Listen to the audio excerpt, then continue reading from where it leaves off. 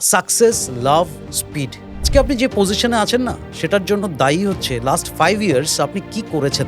বাংলায় একটা কথা আছে, লজ্জা, ঘৃণা, ভয় 3 থাকতে নয়। আমি আপনার দিকে একটা আঙ্গুল দেখালে আমার দিকে যে 3টে আঙ্গুল আছে এটা আমরা অনেক সময় খেয়াল করি না। লোকে ভাবে স্বপ্ন যেটা আমরা ঘুমিয়ে দেখি, আসলে স্বপ্ন সেটাই যেটা আপনাকে ঘুমোতে দেয় না। অনেকে বলে, স্যার আমি আপনার মতন বিজনেসম্যান হতে চাই। না, আমার থেকেও ভালো বিজনেসম্যান হতে পারে। বিজনেসে দুটো জিনিস হয়, আইদার প্রফিট হয় অথবা এক্সপেরিয়েন্স হয়। লস বলে কিছু হয় না। যদি আপনি কোনো বিজনেস স্টার্ট করছেন, কোনো প্রোডাক্টকে প্রমোট করছেন, কোনো একটা সার্ভিস স্টার্ট করছেন, রিজেকশনকে আপনাকে ভালোবাসতেই হবে। অনেকেই দেখবেন সফলতা খুব তাড়াতাড়ি পেয়ে যায়, তারা আবার সফলতাটাকে হারিয়েও ফেলে। প্রত্যেকটা ভুল আপনাকে একটা রাস্তা দেখায় সঠিক পথে যাওয়ার। লোকে মনে করে বিজনেস অনেক কঠিন। আসলে আমি এখন রিয়েলাইজ করি বিজনেস কঠিন নয়, কিন্তু বিজনেসটা যে সহজ এটা ভাবা কঠিন। সুপ্রিয় দর্শক, আসসালামু আলাইকুম। দেশ বিদেশ যেখান থেকে বসে আজকের এই পডকাস্ট শুনছেন অথবা দেখছেন, আপনাদের সবাইকে সুস্বাগতম।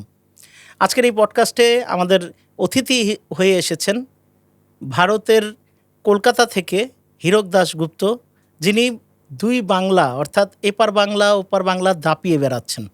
সফলতার একদম শীর্ষ স্থানে আছেন বর্তমানে যিনি। আজকে তার সাথে কথা বলবো, আজকে জানার চেষ্টা করব তার লাইফস্টাইলটা কেমন ছিল, এত ভালো অবস্থানে আছে সেটা কি খুব সহজেই পেয়েছে কি না, বা বিভিন্ন তার লাইফের বিষয়গুলো নিয়ে জানার চেষ্টা করব। তো আজকের এই পডকাস্টটা খুবই একটা ইন্টারেস্টিং পডকাস্ট হবে, আপনাদের সবাইকে দেখার জন্য আমন্ত্রণ জানাচ্ছি। হীরক ভাই, কেমন আছেন আপনি? ভালো আছি, থ্যাংক ইউ সো মাচ আপনাকে এবং আপনার দর্শকদের। আমি তো আই এম ফিলিং অনার্ড যে আপনি আমাকে ইনভাইট করেছেন। আপনার পপুলারিটি, আপনার মোটিভেশনাল ভিডিও আমি নিজে দেখি, নিজে মোটিভেট হই। তো সেখানে আপনি আজকে আমাকে ইনভাইট করেছেন, it's a pleasure. Thank you so much. তো হীরক ভাই, সফলতা তো সবাই দেখে, সফলতাকে দেখতে মানুষ পছন্দ করে, বাট এর ব্যাকএন্ডের গল্পটা অনেকেই জানে না। আপনার আপনার যাত্রাটা শুরু হয়েছিল কবে থেকে, কতদিন? দেখুন, আসলে যাত্রাটা শুরু হয়েছিল ছোটোবেলা থেকেই। আমাদের প্রত্যেকেই আমরা যখন বড় হই, আমরা যে পরিবেশে বড় হই, আমরা যেখানে থাকি, সেই জায়গাগুলোর কথা আজকে চিন্তা করলে প্রত্যেকটা সফল ব্যক্তির ক্ষেত্রেই দেখবেন যে কোথাও যেখান থেকে স্টার্ট হয়েছিল সেটা কিন্তু একটা বিগ জিরো বা শূন্যের জায়গা। বা সবাই ওরকম কপাল করে আসে না যে শুরুতেই একটা এমন একটা ফ্যামিলি থেকে বিলং করছে যেখানে অলরেডি রেডিমেড প্ল্যাটফর্ম আছে বা সফলতা তার ফ্যামিলির সঙ্গেই জুড়ে আছে। সবার তো সেই কপাল হয় না। বেসিক্যালি যদি আপনি আমার ব্যাকগ্রাউন্ড জানতে চান, আমি বাবা মায়ের চতুর্থ সন্তান। আমার বাবা, আমরা খুব মিডল ক্লাস বললেও ভুল হবে, লোয়ার মিডল ক্লাস ফ্যামিলি থেকে বিলং করতাম। একটা সময় আমি গ্র্যাজুয়েশন কমপ্লিট করেছি নিজে টিউশন করে করে। সাধারণত আমাদের বাঙালি ফ্যামিলিগুলোতে এরকমই হয় যে নিজের পকেট মানি, কলেজের খরচ বা বিভিন্ন খরচের জন্য তো আমরা টিউশন করি বা এরকম কিছু। সো সেভাবেই আমার ক্যারিয়ারটা স্টার্ট হয়েছিল। বাট ছোটোবেলা থেকে আমার একটা স্বপ্ন ছিল যে আমি ব্যবসায়ী হব, কারণ অভাব দেখে বড় হয়েছি। তো প্রথমে এই অভাব কী করে দূর হয় সেটা জানতে গিয়ে বুঝতে পেরেছিলাম যে আমাদের কেন গাড়ি নেই। যখনই বাবা মাকে জিজ্ঞেস করেছি, ওরা যারা চাকরি করে তাদের গাড়ি হয় না। আচ্ছা। আজকের দিনে অনেক হোয়াইট কলার জব আছে, যে এমন এমন কোম্পানির সিইও আছে যারা ওয়ার্ল্ডের বেস্ট কার এফোর্ড করতে পারে। বাট একটা সময় আমি যখন কথা বলছি সেটা হচ্ছে ধরুন 80s দিকে, 80s দিকে, যখন আমি ক্লাস 1-2 পড়ি, ঠিক আছে? সো যখন আমরা সামাজিক অবস্থানগুলো দেখি এবং বিভিন্ন জায়গায় অনুষ্ঠানে যাই, আপনি দেখবেন যার কাছে অর্থ আছে, বিত্ত আছে, তাদের কিন্তু দাম অনেক বেশি। আমি ওইদিন মোবাইল ঘাঁটতে ঘাঁটতেই আপনারটাকে ফলো করি বলে আপনার এরকমই একটা কথা আমি শুনছিলাম আর কি, যে টাকা না থাকলে আসলে দাম নেই। আসলে আমাদের সমাজটা এরকমই, ঠিক আছে? একজন শিক্ষিত ব্যক্তি গরিব, তার স্থান সে জায়গা হয় না যে পড়াশোনা করেনি কিন্তু যা বিত্তশালী তার জন্য যে জায়গাটা হয়। তো যাই হোক, ছোটোবেলা থেকে একটু ডানপিটেও ছিলাম, খেলাধুলা করতাম, কিন্তু ইচ্ছে ছিল আমি বিজনেস করব, চাকরি করব না। কারণ চাকরি করা আমার ফ্যামিলিতে সব লোককে দেখেছি, কারো কাছে গাড়ি নেই, ঠিক আছে? অভাব দেখেছি, অনটন দেখেছি।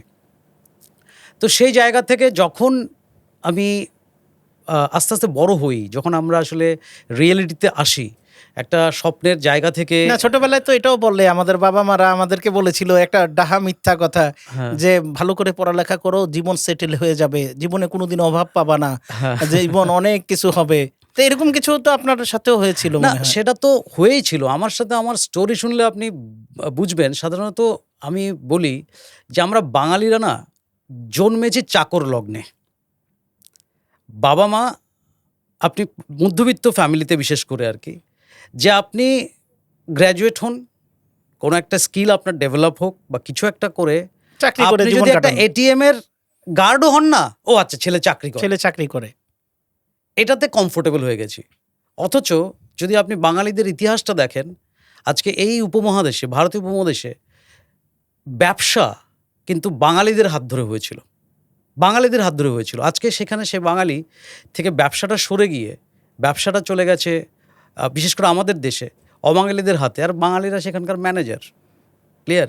সো আমি এটা এটা এই কারণে বলতে চাইছি যে আমার ছোটোবেলা থেকে এটা ইচ্ছে ছিল যে আমি ব্যবসায়ী হব, কারণ ব্যবসায়ী হলেই গাড়ি হবে, ব্যবসায়ী হলে অর্থবিত্ত হবে, অভাব অনটনটা হবে না। আমি ছোটোবেলায় যেগুলো পাইনি, আমার যেগুলো পেতে ইচ্ছে করেছিল, আমার মনে হয়েছিল আমার সন্তানের জন্য এই সিচুয়েশনটা যেন ক্রিয়েট না হয়। তবে লেখাপড়াটা খুবই জরুরি, ঠিক আছে? আপনার বিদ্যা বুদ্ধি বিকাশ, আপনার ধ্যান ধারণা, আমার জীবনের অভিজ্ঞতা থেকে আমি এটুকুনি বুঝেছি যে আমাদের পুঁথিগত বিদ্যা হয়তো খুব একটা কাজে আসে না, ঠিক আছে? আজ পর্যন্ত আমার না, এখন তো পৃথিবী এডুকেশন থেকে বিজনেস হয়ে গেছে, বিস- তো এটা business নিয়ে হয়ে গেছে, হ্যাঁ। হ্যাঁ, এটা দিয়ে কিছু হবে না। এটা দিয়ে কিছু হবে না, বাট সেই শিক্ষাটা আমাদের আলোকপ্রাপ্ত হওয়া উচিত নিজেদের, যেটা দিয়ে আমি আমার মানে মানে বিচার বিবেচনাগুলো সঠিক নিতে পারি, হুম, ডিসিশন। যদি আপনি আপনার দর্শকদের জন্য আমি একটা গল্প বলতে চাই, যদি আপনি অ্যালাউ করেন। প্লিজ।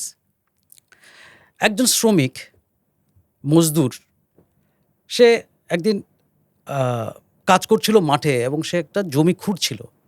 হঠাৎ জমি খুঁড়তে খুঁড়তে হঠাৎ চকচকে একটা পাথর পেল। পাথরটা দেখে ওর খুব ভালো লেগেছে। ও কী করলো, মুছে টুছে পাথরটা পরিষ্কার করে সে কী করলো, তার একটা গাধা ছিল, মানে ও যা মাটি টাটি কুপিয়ে যা নেয় ওই গাধার পিঠে করে বাজারে নিয়ে গিয়ে বিক্রি করে আর কি। তো ওর খুব ভালো লেগেছে, ও কী করেছে, ওই পাথরটাকে সুন্দর করে ওর গাধার গলায় ঝুলিয়ে দিয়েছে। ঠিক আছে? এবার গাধার গলায় ঝুলিয়ে দেওয়ার পর যখন সে রাস্তা দিয়ে আসছে, আস্তে আস্তে হঠাৎ করে একটা ব্যবসায়ী, যে দোকানদার, ঠিক আছে, তার দেখে ওটা খুব ভালো লেগেছে। বলে, কিরে এত সুন্দর একটা, তুই চকচক করছে একটা পাথর, এটাকে তুই গাধার গলায় ঢুকিয়েছিস কেন? তুই এটা আমাকে দে, কত টাকা লাগবে? ও বলল 50 টাকা দেন। ঠিক আছে, কারণ ও তো কুড়িয়ে পেয়েছে, 50 টাকাটাই লাভ, বোঝেই না, ভ্যালুই বোঝে না। ভ্যালুই বোঝেনি। ও 50 টাকা দিয়ে দোকানদার কিনে নিয়েছে। দোকানদার কি করেছে, তার দোকানের যে পাল্লা, দাড়ি পাল্লা হয় না, ওই দাড়ি পাল্লার মধ্যে ওটা ঝুলিয়ে রেখেছে। খুব ভালো লেগেছে। হঠাৎ ওর দোকানে একজন জহুরি বলি আমরা, মানে স্বর্ণকার, যারা সোনার ব্যবসা, জুয়েলারি ব্যবসা করে, সেরকম এক ব্যক্তি এসে দেখে বলছে, আরে এই দাড়ি পাল্লার মধ্যে তুমি এটা কি ঝুলিয়ে রেখেছো? চলো এটা আমি কিনবো, কত চাই তোমার? এ তো ব্যবসায়ী, এ ভাবছে আমি 50 টাকায় কিনেছি, আমি 100 টাকায় বেচে দিলে তোমার 50 টাকা প্রফিট হবে। বললো 100 টাকা লাগবে। তখন ওই স্বর্ণকার বলল যে 100 টাকা কেন, এত টাকা কেন, আমি তোমাকে 80 টাকা দেবো, এটা দাও। তখন ও কিছুতেই দোকানদার দেবে না, বলছে না না আমার দরকার নেই, 100 টাকা হলে নিয়ে যেতে পারেন, না হলে এটা আমি কমে দেবো না। ওই ভদ্রলোক চলে গেল। হঠাৎ করে ওই দোকানের সামনে দিয়ে আরেকজন ব্যবসায়ী সে যাচ্ছিল, সে ওটা দেখে ওর নজর পড়েছে এবং ও ভাবছে এটা কী ব্যাপার, এটা তো চকচকে, কাছে গিয়ে দেখলো, দেখছে এটা একটা হীরা। তো বললো এটা কত টাকা দাম? তো দোকানদার বললো যে 100 টাকা, আর আমি 100 টাকার নিচে দেবো না, কারণ ও ভাবছে এও যদি আমার সঙ্গে বার্গেনিং করে। এবার সঙ্গে সঙ্গে 100 টাকা বার করলো এবং হীরাটা নিয়ে চলে গেল। এবার পরের দিন সকালবেলা ওই আরেক প্রথম যে জুয়েলার এসছিল, স্বর্ণকার এসছিল, সে ফিরে এসছে। ফিরে এসে দেখছে ওটা নেই, তো মাথা নষ্ট। ও বলছে কোথায় গেল তোমার এটা? বলছে এটা আরেকজন ব্যক্তি এসে এটা কিনে নিয়ে গেছে। আর এ ভেবেছিল যে আমি 100 টাকা তো রেট দিয়ে এসছি, নিশ্চয়ই কালকে গেলে 80 টাকায় আমি এটা পেয়ে যাবো, তাহলে 20 টাকা আমার সেভ হবে, 20 টাকা আমার সেভ হবে। এবার এটা চিন্তা করে এসে ও তো গেছে মাথা গরম হয়ে, ও ঘামছে, কারণ ও তো জানে ওটা লাখ টাকা দাম। বলছে তুই জানিস এটা, তুই যে 100 টাকায় বিক্রি করে দিলি, এটার দাম কত ছিল? লক্ষ টাকা। এরকম বোকা হয় নাকি? তখন ও বলছে আমি যদি বোকা হই তা আপনি কি? আমি তো জানতামই না ওটার দাম অত, না জেনেই আমি ওটা 100 টাকা দিয়ে বেচে 50 টাকা প্রফিট করেছি। আর আপনি নিজের 20 টাকার বাঁচানোর চক্করে আপনি জেনে শুনে কি করেছেন, লাখ টাকার অপরচুনিটি মিস করে গেছেন। সো আমাদের লাইফে আসলে এটাই হয় আফজাল ভাই, সেটা হচ্ছে যে আমরা অনেক সময় রিয়েল অপরচুনিটিকে ভ্যালু দিতে পারি না। একদম একদম দারুণ কথা। তো রাইট ডিসিশন লাইফে যে আপনার জীবনের মোড় ঘুরিয়ে দিতে পারে, সো এরকম একটা ঘটনা আর কি। তো আমারও খুব স্ট্রাগল ছিল। আমি ভাবছিলাম আস্তে আস্তে যখন গ্র্যাজুয়েশন কমপ্লিট করছি সে সময় মনে হয়েছে যে না, হয়তো চাকরি করতে হবে, কারণ আমার বাড়ি থেকে তো কেউ ব্যবসা করার জন্য অভিজ্ঞতাও নেই, টাকাও নেই। তো বিজনেস করতে গেলে টাকা লাগে। ছোটবেলা 7-8 থাকতে কিন্তু মনে হয় যে দুনিয়াটাকে দখল করে নেব, করে ফেলবো। কিন্তু যখন আস্তে আস্তে আপনি রিয়েল লাইফে আসেন তো ইট ইজ লাইক যে আপনি বুঝতে পারেন যে life is not bed of roses. আপনাকে অনেক স্ট্রাগল, অনেক চ্যালেঞ্জেস আপনার সামনে আসবে। সো সেই সময় আমার কাছে একটা অপরচুনিটি আসে, ডিরেক্ট সেলিংয়ের অপরচুনিটি, এবং সেই মিটিংয়ে আমি যাই। এবং সবচেয়ে মজার ব্যাপার, ওই বন্ধু ওই মিটিংয়ে নিয়ে গেছে আমাকে একটা সিনেমা দেখাবে এই লোভ দেখিয়ে। আচ্ছা। হ্যাঁ, আমি খুব ফিল্ম ফ্রিক ছিলাম, আমি সিনেমা দেখতে খুব ভালোবাসতাম। আর দেখবেন যে বন্ধুর পয়সায়, নিজের পয়সায় চা খাওয়ার থেকে বন্ধুর পয়সায় চা অনেক অনেক ভালো লাগে। আচ্ছা, ও যখন মিটিংয়ে নিয়ে যাবে কিছু তো খাওয়াবে এবং পরের দিন একটা সিনেমা দেখাবে। আমরা 4-5 জন মিলে একটা মিটিংয়ে গেলাম, বাট ওই মিটিংটা আমার একটা আই ওপেনার ছিল। ওই রকম আর কি, ওটা ছিল ওই শুরুতে বুঝতে পারিনি, আমার মনে হচ্ছে এটা একটা চকচকে এমনি পাথর, কিন্তু পরবর্তী সময়ে ওই অপরচুনিটি আমার লাইফটা চেঞ্জ করে দেয়। আর সবচেয়ে বড় চেঞ্জ যেটা করে আমার সেই ইন্ডাস্ট্রিতে, এটা হচ্ছে আমি বলছি আপনাকে 99-এর কথা, ঠিক আছে? তখন আমি ফাইনাল ইয়ার স্টুডেন্ট, আমার ফাইনাল ইয়ার্স পরীক্ষা দেব, শেষ হয়নি। জানুয়ারির সম্ভবত 10 তারিখের দিকে আমি এরকম একটা মিটিং অ্যাটেন্ড করি। তারপর আমি বিজনেসে, এবং সবচেয়ে বড় ব্যাপার ছিল যে ওই বিজনেসটা স্টার্ট করতে খুব একটা বেশি পয়সা লাগছিল না, যেটা আমি টিউশন করে আর্ন করতাম আমার মানে ফ্যামিলি কত দিয়ে শুরু করেছিলেন বিজনেস? 2000 টাকা। 2000 টাকা দিয়ে শুরু? হ্যাঁ, 2000 টাকা দিয়ে বিজনেস স্টার্ট করেছিলাম। এবং স্টার্ট করে আমি জাস্ট 10 দিনের মধ্যে রিয়েলাইজ করেছিলাম আমি খুব বড় ভুল করে ফেলেছি। আচ্ছা। ঠিক আছে, কারণ আমি ওই প্রোডাক্টস নিয়ে যখন কারো কাছে যাচ্ছি, বলছি বা ওই অপরচুনিটির কথা বলছি, কারণ তখন তো স্বপ্ন মানে টকবক করছে রক্তটা, ঠিক আছে? আজ থেকে 27 বছর আগের কথা বলছি। তখন মনে হচ্ছে যে এরকম একটা বিজনেস পেয়েছি, আমি প্রোডাক্ট সেল করে ফেলবো, অনেক কিছু হবে, কত মার্কেটস এক্সপ্লোর করব, যাব। কিন্তু লোকের কাছে গেলাম, গিয়ে রিয়েলাইজ করলাম যে আসলে লোক আপনাকে ততটাই গুরুত্ব দেয় যতটা আপনার পকেটের জোর আছে বা আপনার বাবার পকেটের জোর আছে। সো উল্টো লোকে আমাকে বললো, কি করতে শুরু করেছিস? ডিটারজেন্ট বেচবি, সাবান বেচবি, শ্যাম্পু বিক্রি করবি, তুই গ্র্যাজুয়েশনটা কমপ্লিট কর, তোকে আমার কোম্পানিতে এমআর-এর চাকরি দিয়ে দেবো। কেউ বলতো আমি তোকে রেকমেন্ড করে দেবো, কোনো প্রাইভেট ফার্মে তোর একটা জব হয়ে যাবে। সো এরকম শুনতাম, কিন্তু আমি তো জব শুনলে আমার গায়ে জ্বর চলে আসতো যে আমি কারো আন্ডারে থেকে কাজ করব। আমি একজন উদ্যোক্তা হওয়ার আমার এত ইচ্ছে, বাসনা, সেখানে আমি চাকরি করব। আমি তো চাকরি করার লোকের জীবন দেখেছি, আমার পরিবারের মধ্যেই দেখেছি, আশেপাশের লোককেও দেখছি। কেউ স্বপ্নেও ভাবে না যে তার একটা গাড়ি হতে পারে, কেউ স্বপ্নেও ভাবে না যে সে সারা দুনিয়া ভ্রমণ করতে পারে, ওয়ার্ল্ড ট্যুর করতে পারে।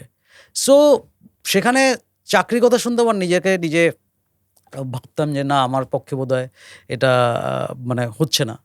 তারপর আমি প্রায় 3 মাস উইথ জিরো সাকসেস, আমি কোনো কাস্টমার বিল্ড করতে পারিনি, আমি কোনো নতুন অ্যাভিনিউ বা ফ্র্যাঞ্চাইজি ক্রিয়েট করতে পারিনি। So it was a bit struggle. আমার মনে আছে সেই কোম্পানিতে 1000 টাকার কমিশন আর্ন করতে, 1032 টাকার কমিশন আর্ন করতে আমার প্রায় কিছু না হলো 10 মাস লেগে গেছিলো। 1000 টাকা রোজগার করার জন্য 1032 টাকার কমিশন আমার কাছে এসেছিল, তাও আফটার 10 মান্থস। এবং মজার ব্যাপার হচ্ছে যে 3 মাস পর যখন আমার প্রথম কমিশন আসে, সেটা ছিল অনলি 92 রুপিস, 92 টাকা। হ্যাঁ, আর সে সময় কি হতো, অনলাইন ট্রান্সফার হতো না, তখন চেক আসতো, 92 টাকার চেক 92 টাকার চেক। এবার ওই টাকার চেকটা পড়ে গেছিল আমার বাবার হাতে। তখন বাবা জানতে পারলো 3 মাস পর যে আপনি কিছু একটা করছি। তখন তো বাবার মাথা খারাপ অবস্থা, যেটা কি? আমি বললাম একটা বিজনেস, ডিরেক্ট সেলিং বিজনেস, আমি এর মধ্যে যুক্ত হয়েছি, আমি আস্তে আস্তে কেরিয়ার করব। বাবা চরম অশান্তি করলো, ভাবলো বোধহয় আমি গ্র্যাজুয়েশন ফাইনাল দেব না, গ্র্যাজুয়েট হব না, আমাদের ফ্যামিলিতে কেউ বিজনেস করেনি, তোকে কে বলেছে এটা, মানে একটা টার্ময়েল। বাট আমার মা ভীষণ ডায়নামিক ছিলেন, আমার মাকে আমি বুঝিয়েছি আমি গ্র্যাজুয়েশনও কমপ্লিট করব, বাট আমাকে বিজনেসটা করতে দাও, আমি পার্ট টাইম ধীরে ধীরে করব।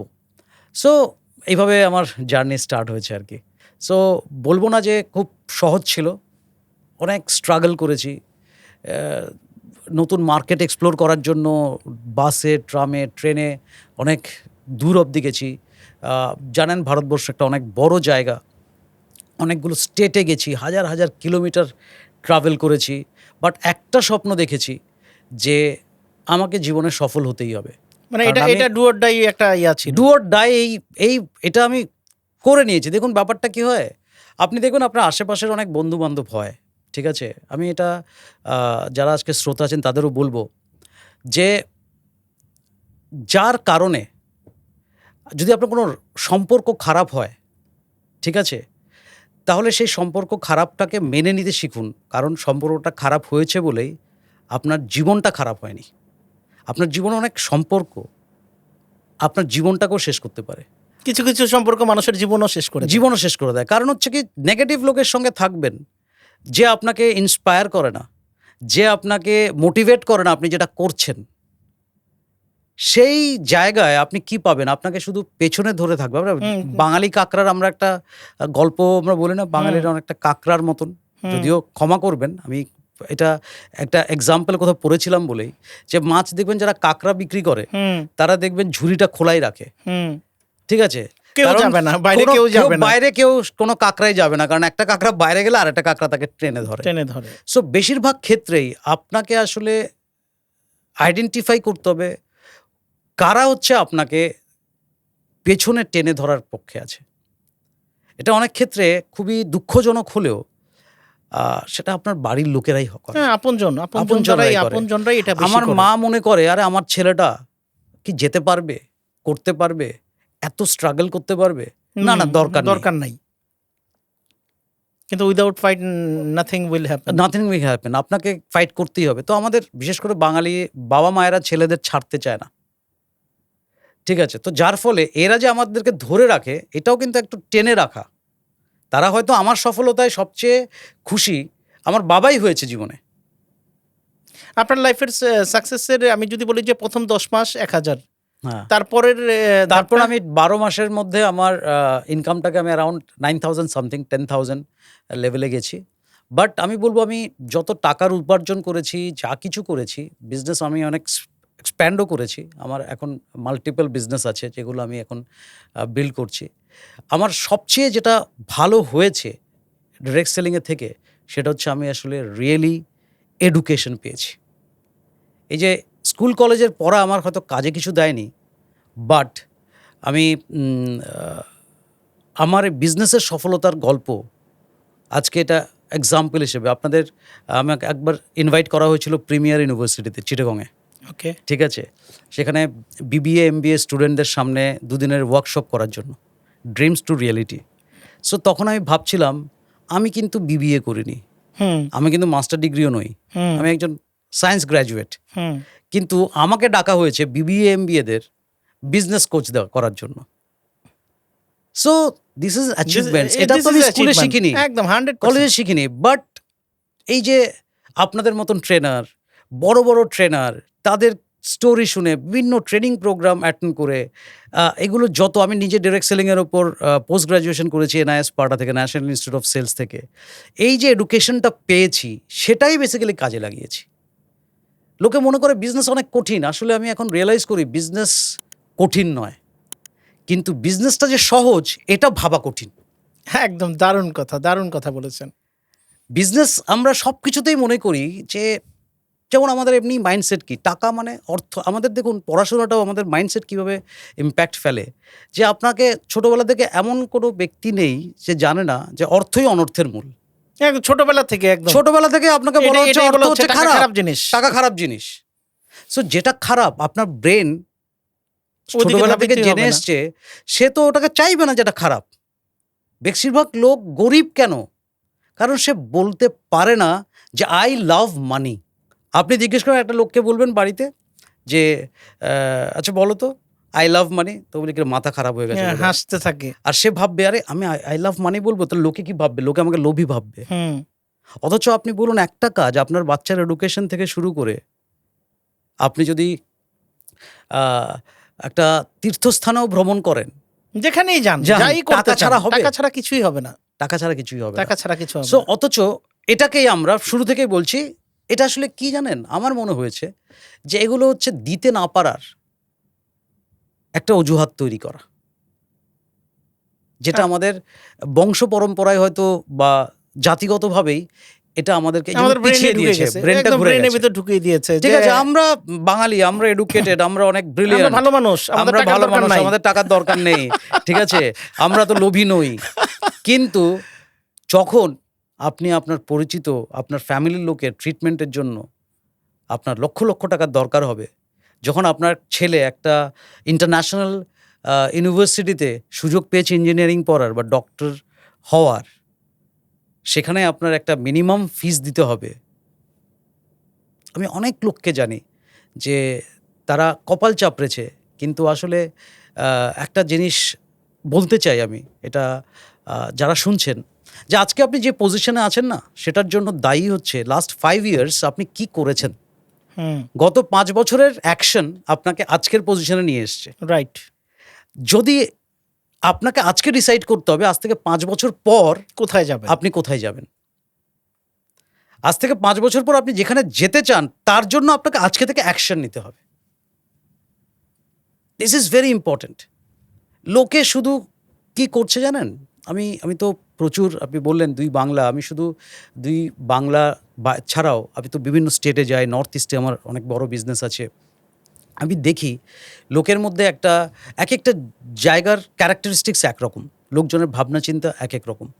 সো আমি একটা জিনিস বুঝে উঠতে পারি না, সবাই আর্জেন্ট আর ইম্পর্টেন্ট এই দুটো ওয়ার্ডের ডিফারেন্সিয়েট করতে পারে না। আর্জেন্ট আর ইম্পর্টেন্ট, ইম্পর্টেন্ট। ইম্পর্টেন্ট কাজ যদি আপনি সময়ের মধ্যে না করেন, সেটা আর্জেন্ট হয়ে যায়।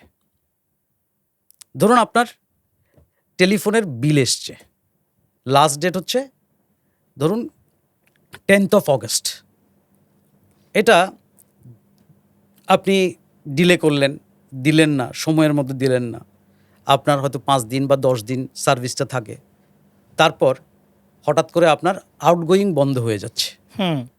তার মানে কি, আমি এখনই যদি পেমেন্টটা না করি, তাহলে আমার আউটগোয়িং, ওইটা আউটগোয়িংটা আমার বার হয়ে যাচ্ছে, তাহলে আমি ফোন করতে পারছি না। তাহলে যেটা একটা ইম্পর্টেন্ট বিষয় ছিল সেটা আর্জেন্ট হয়ে গেল। সো লোকে ফোকাস করে না ইম্পর্টেন্ট ব্যাপারে, লোকে ফোকাস করে আর্জেন্ট, আজকে আমার কি দরকার। কোনো ভিশনারি লোক আর্জেন্টে ফোকাস করে না, সে ইম্পর্টেন্টে ফোকাস করে। আজকে যে কোনো বড় কংগ্লোমারেটে যান, যে কোনো বড় বিজনেসম্যানের কাছে যান, সে আপনাকে 10 বছর পরের কথা শোনাবে, তার ভিশনটা দেখাবে। আমাদের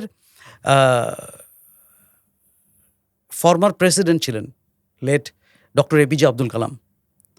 উনি প্রেসিডেন্ট হওয়ার পর বিভিন্ন স্টেটের এমএলএদের ডেকেছিলেন এবং ওনার ভিশন দেখিয়েছিলেন যে 2047-এ যখন 100 বছর হবে ভারতবর্ষের বয়স, তখন উনি কি দেখতে চান। কখন বলছেন? 2005-2006-এ। 2047 উনি দেখবেন না, ভিশন ক্রিয়েট করে যাচ্ছেন দেশের জন্য এত বছর, বাট ভিশনটা ক্লিয়ার করে দিয়ে গেছে।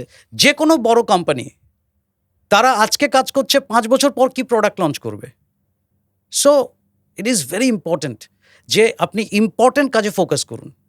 ইম্পর্টেন্ট কাজে ফোকাস না করলে আপনার কাছে জীবনের সব কিছুই আর্জেন্ট হবে। একটা লোক মানে 22-23 বছর থেকে কাজ শুরু করে কখন যে তার 60 বছর বয়স হয়ে যায়, সে হঠাৎ করে রিয়েলাইজ করে লাইফে তো কিছুই করলাম না। কেন? কারণ সে শুধু আর্জেন্টে ফোকাস করেছে, ইম্পর্টেন্ট কাজে ফোকাস করেনি। সো আই এম ব্লেসড যে সময় আমি ধরুন প্রথম গাড়ি কিনেছি, তখন আমার বন্ধু বান্ধবরা চাকরির ইন্টারভিউ দিচ্ছে। মানে আপনি যখন গাড়ি কিনেছেন? আমি যখন গাড়ি কিনেছি, আমি প্রথম গাড়ি কিনেছি 2005 সালে, ঠিক আছে। সো আমি গ্র্যাজুয়েট হয়েছি 99-এ।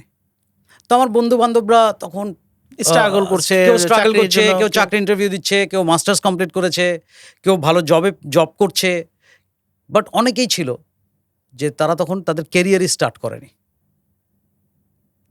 তো আমার মাঝে মাঝে একটু দুঃখ হতো যখন লাইফে আপনি দেখবেন যে যতই আমরা মোটিভেশনাল স্পিচ দিই, আমাদেরও মোটিভেশন দরকার হয়, রাইট, হয় না? আপনার লাইফে তো সব কিছু স্মুথ চলে না। না। সো তখন আমি এটা মাঝে মাঝে ভাবতাম, আরে আমার বন্ধু বাইক কিনে বাইক চালিয়ে ঘুরছে, সিনেমা দেখতে যাচ্ছে, আর আমি সকালবেলা বেরোচ্ছি, গিয়ে প্রোডাক্ট লোককে দেখাচ্ছি, এই বিজনেসের কাজে ব্যস্ত হয়ে পড়ছি, ট্যুর করছি, রাতের পর রাত ট্রাভেল করছি, এত পরিশ্রম করছি, আর ওরা এত এনজয় করছে লাইফটা। কিন্তু কিন্তু আমি 4-5 বছরের মধ্যে সিনারিও চেঞ্জ, ওরা ওই জায়গাতেই আছে, বাট আপনি গাড়ি কিনে ফেলেছেন। গাড়ি কিনে ফেলেছি।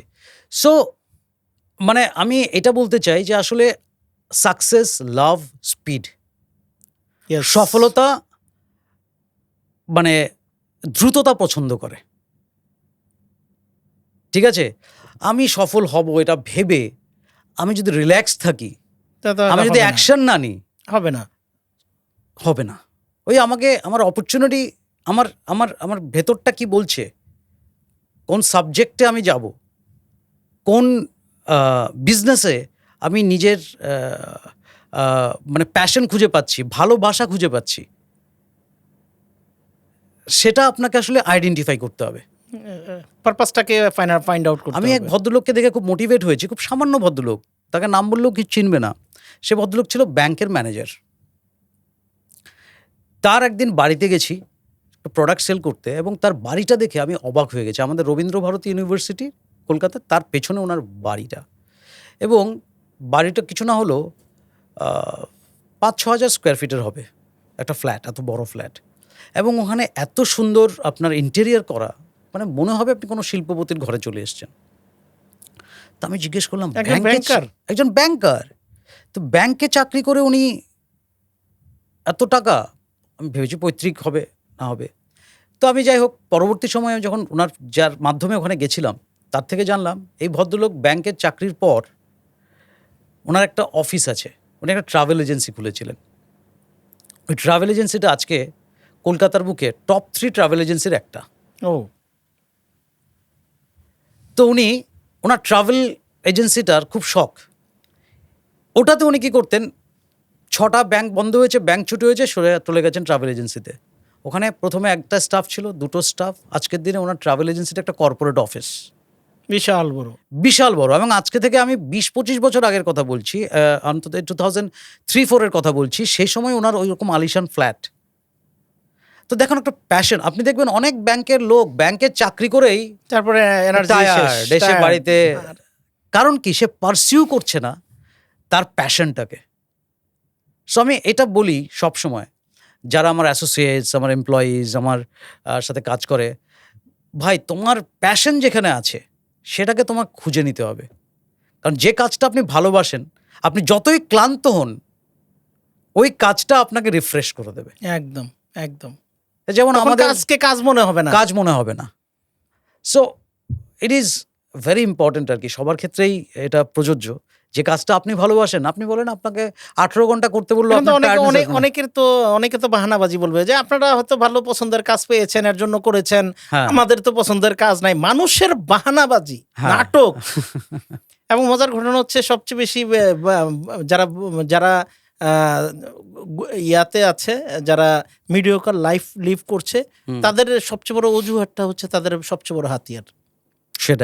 সেটাই একদম আপনি ঠিকই বলেছেন। যে আমি প্রবলেম হচ্ছে কি, আমরা খেয়াল করি না যে আমরা যখন অন্য কোনো কিছুর দিকে, আমি আপনার দিকে একটা আঙ্গুল দেখালে আমার দিকে যে 3টে আঙ্গুল আছে, এটা আমরা অনেক সময় খেয়াল করি না। আমরা কেউ আত্মসমালোচনা করি না, that is the biggest problem. এটা ছোটবেলা থেকে আসছে আমাদের। ইংরেজিতে একটা কথা আছে যে সোয়ালো দ্য প্রাইড। আপনাকে আপনার অহংকার, আপনার ইগোকে আসলে গিলে ফেলতে হবে। বাংলায় একটা কথা আছে, লজ্জা, ঘৃণা, ভয় 3 থাকতে নয়। রাইট। যদি আপনি কোনো বিজনেস স্টার্ট করছেন, কোনো প্রোডাক্টকে প্রমোট করছেন, কোনো একটা সার্ভিস স্টার্ট করছেন, রিজেকশনকে আপনাকে ভালোবাসতেই হবে। ইউ হ্যাভ টু এমব্রেস ইট। আপনাকে এটাকে, এই চ্যালেঞ্জটাকে আপনাকে করতেই হবে। আর যদি সেটা না হয় না, অনেকেই দেখবেন সফলতা খুব তাড়াতাড়ি পেয়ে যায়, তারা আবার সফলতাটাকে হারিয়েও ফেলে। কারণ হচ্ছে ওই মদ থেকে একটা প্রজাপতি হওয়ার যে গল্প, যে স্ট্রাগল করে বড় হয়, সেই কিন্তু সফলতাটা ধরে রাখতে পারে। এটা ভীষণ ইম্পর্টেন্ট। মানে একটা পোকা থেকে তার স্ট্রাগল করে সে কিভাবে প্রজাপতি হচ্ছে। সো এই জায়গাটা প্রত্যেকটা লোক যদি তার স্ট্রাগল না করে ওই জায়গায় যায়, তাহলে সেটা ধরেও রাখতে পারে না। আজকে দেখুন, আজকের দিনে হু আর আর্নিং মানি, আজকের দিনে আপনি বলতে পারবেন না যে আহ, যে টাকা না থাকলে ব্যবসা করা যায় না। ভুল কথা। আইডিয়া। আপনি জেফ বেজোসকে দেখেন, অ্যামাজনের কে করেছে? শুধু একটা প্ল্যাটফর্ম করেছে, আর তার প্ল্যাটফর্মে লক্ষ লক্ষ প্রোডাক্টস পাওয়া যায়। এখন অ্যামাজন কিছু নিজের প্রোডাক্ট বানাচ্ছে, কিন্তু সে লোক তার ওখানে প্রোডাক্ট বানিয়ে দিচ্ছে, বিক্রি করছে। সে শুধু প্ল্যাটফর্ম রেডি করেছে। আইডিয়া। উবের, ওলা, এদের নিজেদের একটা গাড়ি আছে? নেই। সিস্টেমের মধ্যে প্ল্যাটফর্ম রেডি করেছে। আইডিয়া। হাজার হাজার কোটি টাকা, হাজার। আপনি ওয়ার্ল্ডের বিগেস্ট হোটেল চেন একসময় হয়ে গেছিল, আমি জানি না আজকের ডেটাটা কি, সেটা হচ্ছে ওয়ো। ইয়াং একজন ইন্ডিয়ান বিজনেসম্যান, ইয়াং ছেলে, সেই কনসেপ্টটা করলো। তার নিজের একটা হোটেল ছিল না। সে লোককে অপশনস দিল যে তোমার হোটেলকে আমি রেনোভেট করে আমি বুকিং করব। সবাই ওয়োতে বুক করছে নিজের হোটেল, এবং বোধহয় 2 বছরের না 3 বছরের মধ্যে ওয়ার্ল্ডের বিগেস্ট হোটেল চেন হয়ে গেল। সবচেয়ে বেশি হোটেল এই কোম্পানির আছে। তার কিন্তু তখনও একটা হোটেল ছিল না। So it's idea.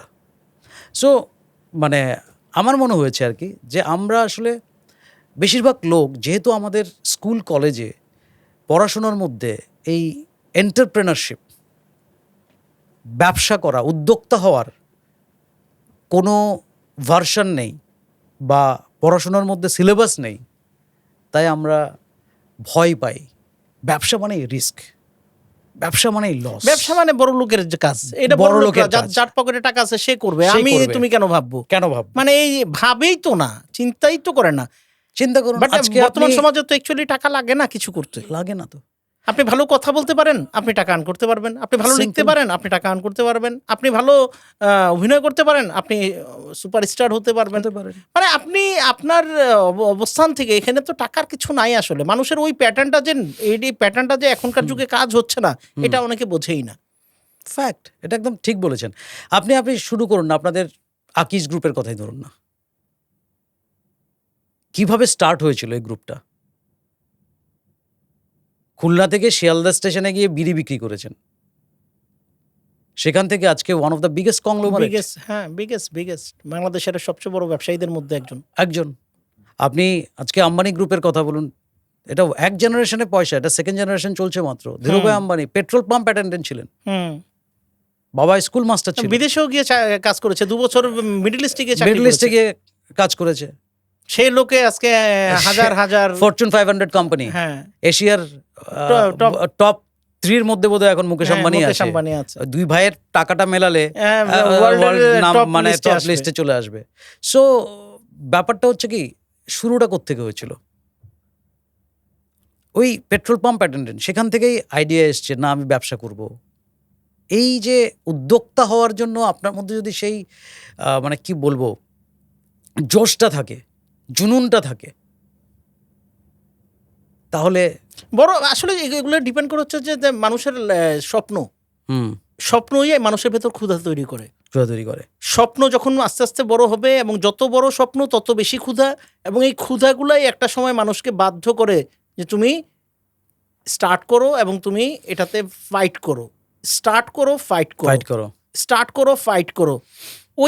ওইটা শুধুমাত্র ওই জ্বালাটা তৈরি করে, ক্ষুধাটা তৈরি করে। একদম। আমাদের দেশের মানুষ তো স্বপ্নই দেখে না।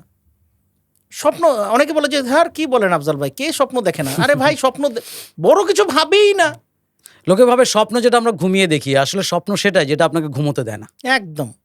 আলামা ইকবালের একটা কবিতা আছে যে খুদি কা কর বুলন্দ ইতনা, মানে নিজেকে এত বড় করা প্রয়োজন, নিজেকে এতটা তৈরি করা প্রয়োজন যে ওপরওয়ালার কাছে কিছু চাইবার আগে সে এসে আপনাকে বলবে বাতা তেরে রাজা ক্যা হ্যায়, তুই কি চাস।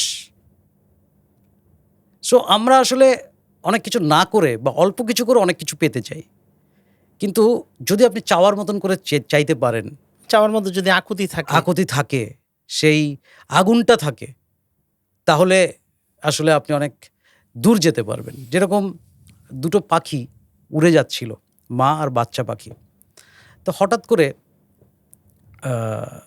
পাশ দিয়ে হুস করে একটা আওয়াজ চলে গেল। তো বাচ্চা পাখিটা প্রথমে এরকম একটা কিছু আওয়াজ শুনতে পেল, ভয় পেয়ে গেছে। ভয় পেয়ে গেছে। মাকে জিজ্ঞেস করছে, মা এটা কি গেল?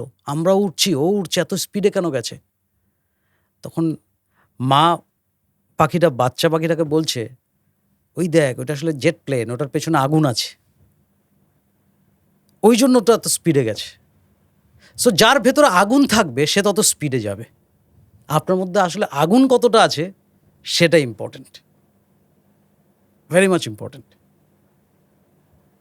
সো তারপর আমি সত্যি কথা বলতে আমার জীবনে আমি অনেক মেন্টর পেয়েছি। আমি অনেক বড় বড় ট্রেনারের সাথে কাজ করার সুযোগ পেয়েছি। আরফিন খান, রিচার্ড জনসনের সাথে বসার সুযোগ পেয়েছি, যিনি জাপান অ্যামওয়ের সিইও ছিলেন সে সময়। এরকম অনেক আমার জীবনে অনেক বড় বড় ট্রেনার এসছেন, মেন্টর এসছেন, যাদের ট্রেনিং মিটিং আমাকে মনে হয় অনেক পরিণত করেছে, ডেভেলপ করেছে। সো এটা একটা জিনিস আমি বলতে পারবো যে আপনার জীবনে ভালো বই পড়া জরুরি, ভালো অডিও বুক পড়া জরুরি, ভালো সফল লোকেদের জীবনী পড়াটা জরুরি, যেটা আপনাকে কন্টিনিউয়াস কি করবে, আপনাকে ইন্সপায়ার করবে। কিন্তু আমরা সকালবেলা ঘুম থেকে উঠেই পেপারটা খুলি, নেগেটিভ নিউজ, আমরা সেটাতে বেশি অ্যাট্রাক্ট হই, যেটাতে কোথায় মারপিট হয়েছে, কোথায় ধর্ষণ হয়েছে, কোথায় মার্ডার হয়েছে, আমরা আমাদের ব্রেনটাকে ফিল করি ওই নিউজ না থাকলে ভালো লাগে না, ভালো লাগে না, যে আজকে তো কোনো নিউজই নাই। ঠিক আছে। সো আপনার দেখুন, ব্যাপারটা হচ্ছে যে আপনি আপনার মস্তিষ্কে কি ফিড দিচ্ছেন, কি খাবার দিচ্ছেন, আপনার জীবনে সেটাই ঘটবে। আপনি পজিটিভ ফিড দেবেন, পজিটিভ রেজাল্টস আসবে, নেগেটিভ ফিড দেবেন, নেগেটিভ রেজাল্ট আসবে। এবং এটা আমি জানি না কতজন খেয়াল করেছেন, ল অফ অ্যাট্রাকশন। আপনাকে চাইতে হবে যে আপনি কি চান, সেটাকে আপনাকে মন প্রাণ দিয়ে চাইতে হবে। বললাম যেটা স্বপ্ন, সেটাই যেটা আপনাকে ঘুমোতে দেয় না, তবেই কিন্তু আপনার জীবনে আপনি যেটা চাচ্ছেন সেটাকে কল্পনাও করতে হবে, সারাক্ষণ ভিজুয়ালাইজ করতে হবে, অলওয়েজ আপনার চোখের সামনে। আমি আমার বেডরুমে লিখে রেখেছিলাম 1 লাখ রুপিস চেক। এটা কত সাল? এটা আমি বলতে পারেন 2003-04 আপনি প্ল্যান যখন আমি ব্যবসা শুরু করেছিলাম, আমার টার্গেট ছিল যে 10,000 টাকা তো ইনকাম করতে পারলে আমার লাইফ হয়ে যাবে। ঠিক আছে, তখন রিয়েলাইজ করেছিলাম 10,000 টাকাটাই অনেক। 10,000, আমি এটা 99-এর কথা বলছি। ওকে। কিন্তু যখন আমি 20,000 25,000 করছি, ইনকাম করছি, তখন মনে হচ্ছে যে না, গোলটাকে একটু গোল বড় করি। এবং গোলটা আসলে টাকা ইনকামের জন্য তৈরি হয়নি, নলেজের জন্য তৈরি হয়েছে। আজকে আপনি সিম্পল এক্সাম্পল দিই আপনাকে, দর্শকরা খুব সিরিয়াসলি শুনবেন, যদি আমার কথাটা লজিক্যাল মনে হয়, এটা ভাববেন আপনার লাইফ আপনি কোন জায়গায় দাঁড়িয়ে আছেন। আমি আপনাকে রিয়েলিটিতে দাঁড় করিয়ে দিচ্ছি আমার এই কথাটার মাধ্যমে। 1940 সাল, একজন ব্যক্তি তার সংসার কিন্তু 10 টাকায় চালিয়েছে, হ্যাঁ কি না? হ্যাঁ, একদম 10 টাকায় চালিয়েছে। তখন 10 টাকায় সংসার অনেক ভালোভাবে চলেছে। আপনি 20 বছর পরে আসুন, 1960 সাল। এই 10-এর পেছনে আরেকটা শূন্য দিন, কত টাকা? 200 টাকা, 100 টাকা, 100 টাকা। এই 100 টাকাতে তখন একটা পরিবার অনেক ভালো চলেছে। 1960 সাল, আপনি দেখবেন বাপ দাদা জমিও কিনেছে সে সময়, সেটার উপর আমরা এখনো আছি হয়তো, তাই না? ঠিক 20 বছর পর 1980, এই 100 টাকার পেছনে আরেকটা শূন্য দিন, 1000 টাকা। 1000 টাকা দিয়ে কিন্তু সংসার চলেছে। এখনো আমাদের দাদা নানাদের জিজ্ঞেস করলে হয়তো আপনি 1000 টাকা পেয়ে যাবেন যে হ্যাঁ 1000 টাকা দিয়ে সংসার চলেছে। সংসার শুধু চলেনি, মানে যে 1000 টাকা ইনকাম করতো সে হচ্ছে রিচ, ভালো, তার জমি জমা অনেক কিছুই আছে। তার থেকে 20 বছর পরে আসুন, মানে 2000 সাল। তো 1000-এর পেছনে একটা শূন্য দিলে হয় 10,000 টাকা। 10,000 দিয়ে মোটামুটি সার্ভাইভ হয়ে গেছে। লোক স্ট্রাগল করলেও সার্ভাইভ হয়ে গেছে। দাদা, মাঝখানে একটু বলে রাখি, 2000-এর দিকে আমারও মনে হয় 10-12 হাজার টাকা ইনকাম ছিল, এবং তখন আমি ভালোই ছিলাম। আমি বলি 2000 সালে সে সময় আমার বাবার রিটায়ারমেন্ট হয়ে যায়, আমরা MIS-এ চলি, ঠিক আছে। আমরা মনে হয় 5,500-6 হাজার টাকাতেই আমাদের চলতে হতো, সংসার চলে যেত। এবার আপনি 10,000-এর পিছে একটা শূন্য দিলে কত হয়? 1 লাখ টাকা। 1 লাখ। 2020 সালে আমরা এখন যে ফেজে আছি, 1 লাখ টাকার নিচে একটা লোকের সুস্থভাবে কি সংসার চলে? ঢাকা শহরে ফ্যামিলি রাখতে পারবে না। পারবে মানে না। শহরে বা শহরগুলোতে, শহর এরিয়াতে ফ্যামিলি মেনটেন করা বা তাদের পড়াশোনা মেনটেন করা it's not possible. It's not possible. আমাদের ওখানেও পসিবল না। কেন পসিবল না? এত স্কুলের ফিজ, এডুকেশন এখন এডুকেশন business। অনেক বিজনেস, অনেক বড় ব্যবসা হয়ে গেছে, ঠিক অনেক আছে, টাকা লাগে। আমরা নিজে সরকারি স্কুলে পড়েছি, আমরা কিন্তু কোয়ালিফাইড হয়েছি লোকের কাছে, কিন্তু আজকের দিনে আমি ভাবতেই পারবো না সরকারি স্কুলে আমার ছেলেকে ভর্তি করানোর কথা। ইনফ্রাস্ট্রাকচার ড্যামেজ হয়ে গেছে, অনেক কিছু। যাই হোক, এখন you have to purchase education also. ট্রিটমেন্টের খরচ বিশাল। ভাবুন। সো আপনি 2020 সালে যে লোক 1 লাখ টাকা ইনকাম করেছে, সে আসলে 1940 সালে 10 লাখ টাকা, 10 টাকার মতনই ইনকাম, যে ওই ভ্যালুর লাইফস্টাইল তার। মানে 2060-এর 10 টাকা আর 2040-এর 10 টাকা, 1960-এর 40-এর 1940-এর 10 টাকা হ্যাঁ, আর 2020-এর 1 লাখ টাকা 1 লাখ একই টাকা, সমান। একই সমান হয়ে গেছে। অর্থাৎ টাকা তার মূল্য হারিয়েছে। টাকা তার মূল্য হারিয়েছে, শুধু নয়, মানে সিচুয়েশনের সময়ের সঙ্গে সঙ্গে সব বদলে গেছে। আজকে আপনার লাইফস্টাইল চেঞ্জ করেছে। হুম। আজকে আপনি 2000 সালে আপনার গ্রামে একটা টেলিফোন ছিল, সব বাড়ির ফোন ওইখানে আসতো। এখন একটা বাড়িতে কটা ফোন চিন্তা করেন? একটা লোকের কাছে কটা ফোন চিন্তা করেন? একটা লোকের কাছে 2-3টা করে ফোন আছে এখন। সো আপনার লাইফস্টাইল, আপনার খরচ তো বেড়েছে, সমস্ত কিছু বেড়েছে। এবার আপনি ভাবুন 2040-এর কথা, 20 বছর পর, 1 লাখের পিছে আরেকটা শূন্য দিলে 10 লাখ টাকা লাগবে। 10 লাখ টাকা লাগবে সংসার তাহলে চালাতে। আমি শুরুতে যেটা বলেছিলাম যে আজ থেকে 5 বছর পর আপনি কোথায় যাবেন, থাকতে চান, এবং এই 10 লাখ টাকাটা আপনি 2040-এ ইনকাম করছেন, মানে আপনি খুব রিচ হয়ে যাবেন তা না, একটা মিডল ক্লাস টাকা লাগবে, সার্ভাইভিং এর জন্য লাগবে। 10 লাখ ইনকাম লাগবে। হ্যাঁ, এই 1 লাখ টাকাটার ভ্যালু হয়ে যাবে 10 লাখ টাকা 20 বছরের মধ্যে। কিন্তু আপনি যা করছেন, আমি যা করছি, বা দর্শক আপনি যা করছেন, সেটা দিয়ে কি আপনি সেই ইনকামের জায়গায় পৌঁছতে পারবেন? হ্যাঁ, আপনার কাছে অপশনস অনেক লাইফে আসবে, অপরচুনিটি আপনাকে আসতে হবে। কেউ এখন- হয়তো হ্যাঁ। চুরি ডাকাতি করে অনেক টাকা করে ফেললো, সেই টাকার ইনকামের কথা বলছি না। আপনি যদি সঠিক, অনেস্টলি, হালাল ভাবে আপনি যদি আপনার ফ্যামিলির ভালোর জন্য, তাদের নেক্সট জেনারেশনের জন্য একটা লেগাসি ক্রিয়েট করতে চান, একটা বিজনেস বিল্ড করতে চান, যে বিজনেসটা আপনি এনজয় করবেন, আপনার পর আপনার ফ্যামিলিও এনজয় করবে, লেগাসি থাকবে। চাকরি তো লেগেসি না, চাকরি তো লেগাসি না। সো সেই জায়গাগুলো আসলে আমাদের ভাবনা চিন্তা করা দরকার। অনেকে বলে যে দাদা, যে আমি তো অক্ষম। আপনি সক্ষম হইতে কে না করছে? কে বাধা দিচ্ছে আপনাকে সক্ষম হতে? আপনি বলেন যে তাহলে আমি করবোটা কি, কাজ তো করি। আরে ভাই, এক কাজে হবে না। এখন চাহিদা বেশি, তার মানে ইনকাম সোর্সও ডেভেলপ বেশি করতে হবে, আপনাকে করতে হবে, মাল্টিপল ইনকাম করতে হবে। আপনি আপনার টাইমগুলোকে প্রোডাক্টিভিটিতে লাগাতে হবে, প্রত্যেকটা সময়কে ইনকাম প্রোডিউসিং অ্যাক্টিভিটিতে ইনভলভ করতে হবে। এবং আপনাকে সময়ের সঙ্গে সঙ্গে নিজেকে চেঞ্জও করতে হবে। You have to embrace changes. আজকে ধরেন নোকিয়া আজকে নেই, কারণ একটা সময় নোকিয়া 80% মার্কেট দখল করে বসেছিল। আজকে এত বড় একটা কোম্পানি নেই কেন? কারণ যখন ওকে বলা হয়েছিল তুমি এর মধ্যে ক্যামেরা দাও, তুমি এটাকে অ্যান্ড্রয়েড মোডে চলে আসো, টাচ ফোন আনো, ফোনের কাজ তো কথা বলা, কথা ফোন করবো আর ফোন রিসিভ করবো, এত কিছু কি দরকার? আজকে ওই যে চেঞ্জটা মেনে নিতে পারেনি। আজকের দিনে আপনি দেখেন, একটা মোবাইল ফোন থাকলে আপনার ল্যাপটপও সঙ্গে লাগছে না, কিছু লাগে না, আপনি মেইল চেক করছেন, এভরিথিং আপনি আপনার অফিসে, এবং ব্যাংকেও যেতে হচ্ছে না, শুধু ব্যাংকেও যেতে হচ্ছে না, ব্যাংকিং করে ফেলছেন। মানে মোবাইলের উপর কত কিছু চলে আসছে, আপনার ক্যালকুলেটর লাগছে না, কিচ্ছু লাগছে না। আপনি আপনার ঘড়ি পরে আছি আমরা, কজন আমরা ঘড়ির দিকে তাকাই, মোবাইলের দিকে টাইমটা দেখে নি, রাইট? ঘড়িও হারিয়ে যাচ্ছে। হ্যাঁ, সব দখল করছে মোবাইল। এবার এই যে চেঞ্জেসটা, যারা ভিশনারি ছিল, স্যামসাং আজকের দিনে মার্কেট লিডার কেন হয়ে গেল? Because of that only. সে জানতো যে এটা হবে। সো সময়ের সঙ্গে সঙ্গে কি আসছে সেটা যদি আপনি বুঝতে না পারেন, রাইট টাইমে রাইট ডিসিশন নিতে পারেন, তাহলে কিন্তু আপনি সময়ের সাথে না বদলাতে পারলে সময় আপনাকে বদলে দেবে। একদম সময় আপনাকে বদলে দেবে। তো এই জন্য জরুরি কি জানেন, আমার মনে হয় যেটা, সেটা হচ্ছে সেলফ ডেভেলপমেন্টটা খুব ইম্পর্টেন্ট। আমরা এর থেকে একটা জিনিস শুনে করি, ওর থেকে একটা জিনিস শুনে করি, শুনতে হবে সবার থেকে, কিন্তু আপনার মধ্যে সেই যোগ্যতাটা অর্জন করতে হবে যে সিদ্ধান্তটা যেন আপনার হয়।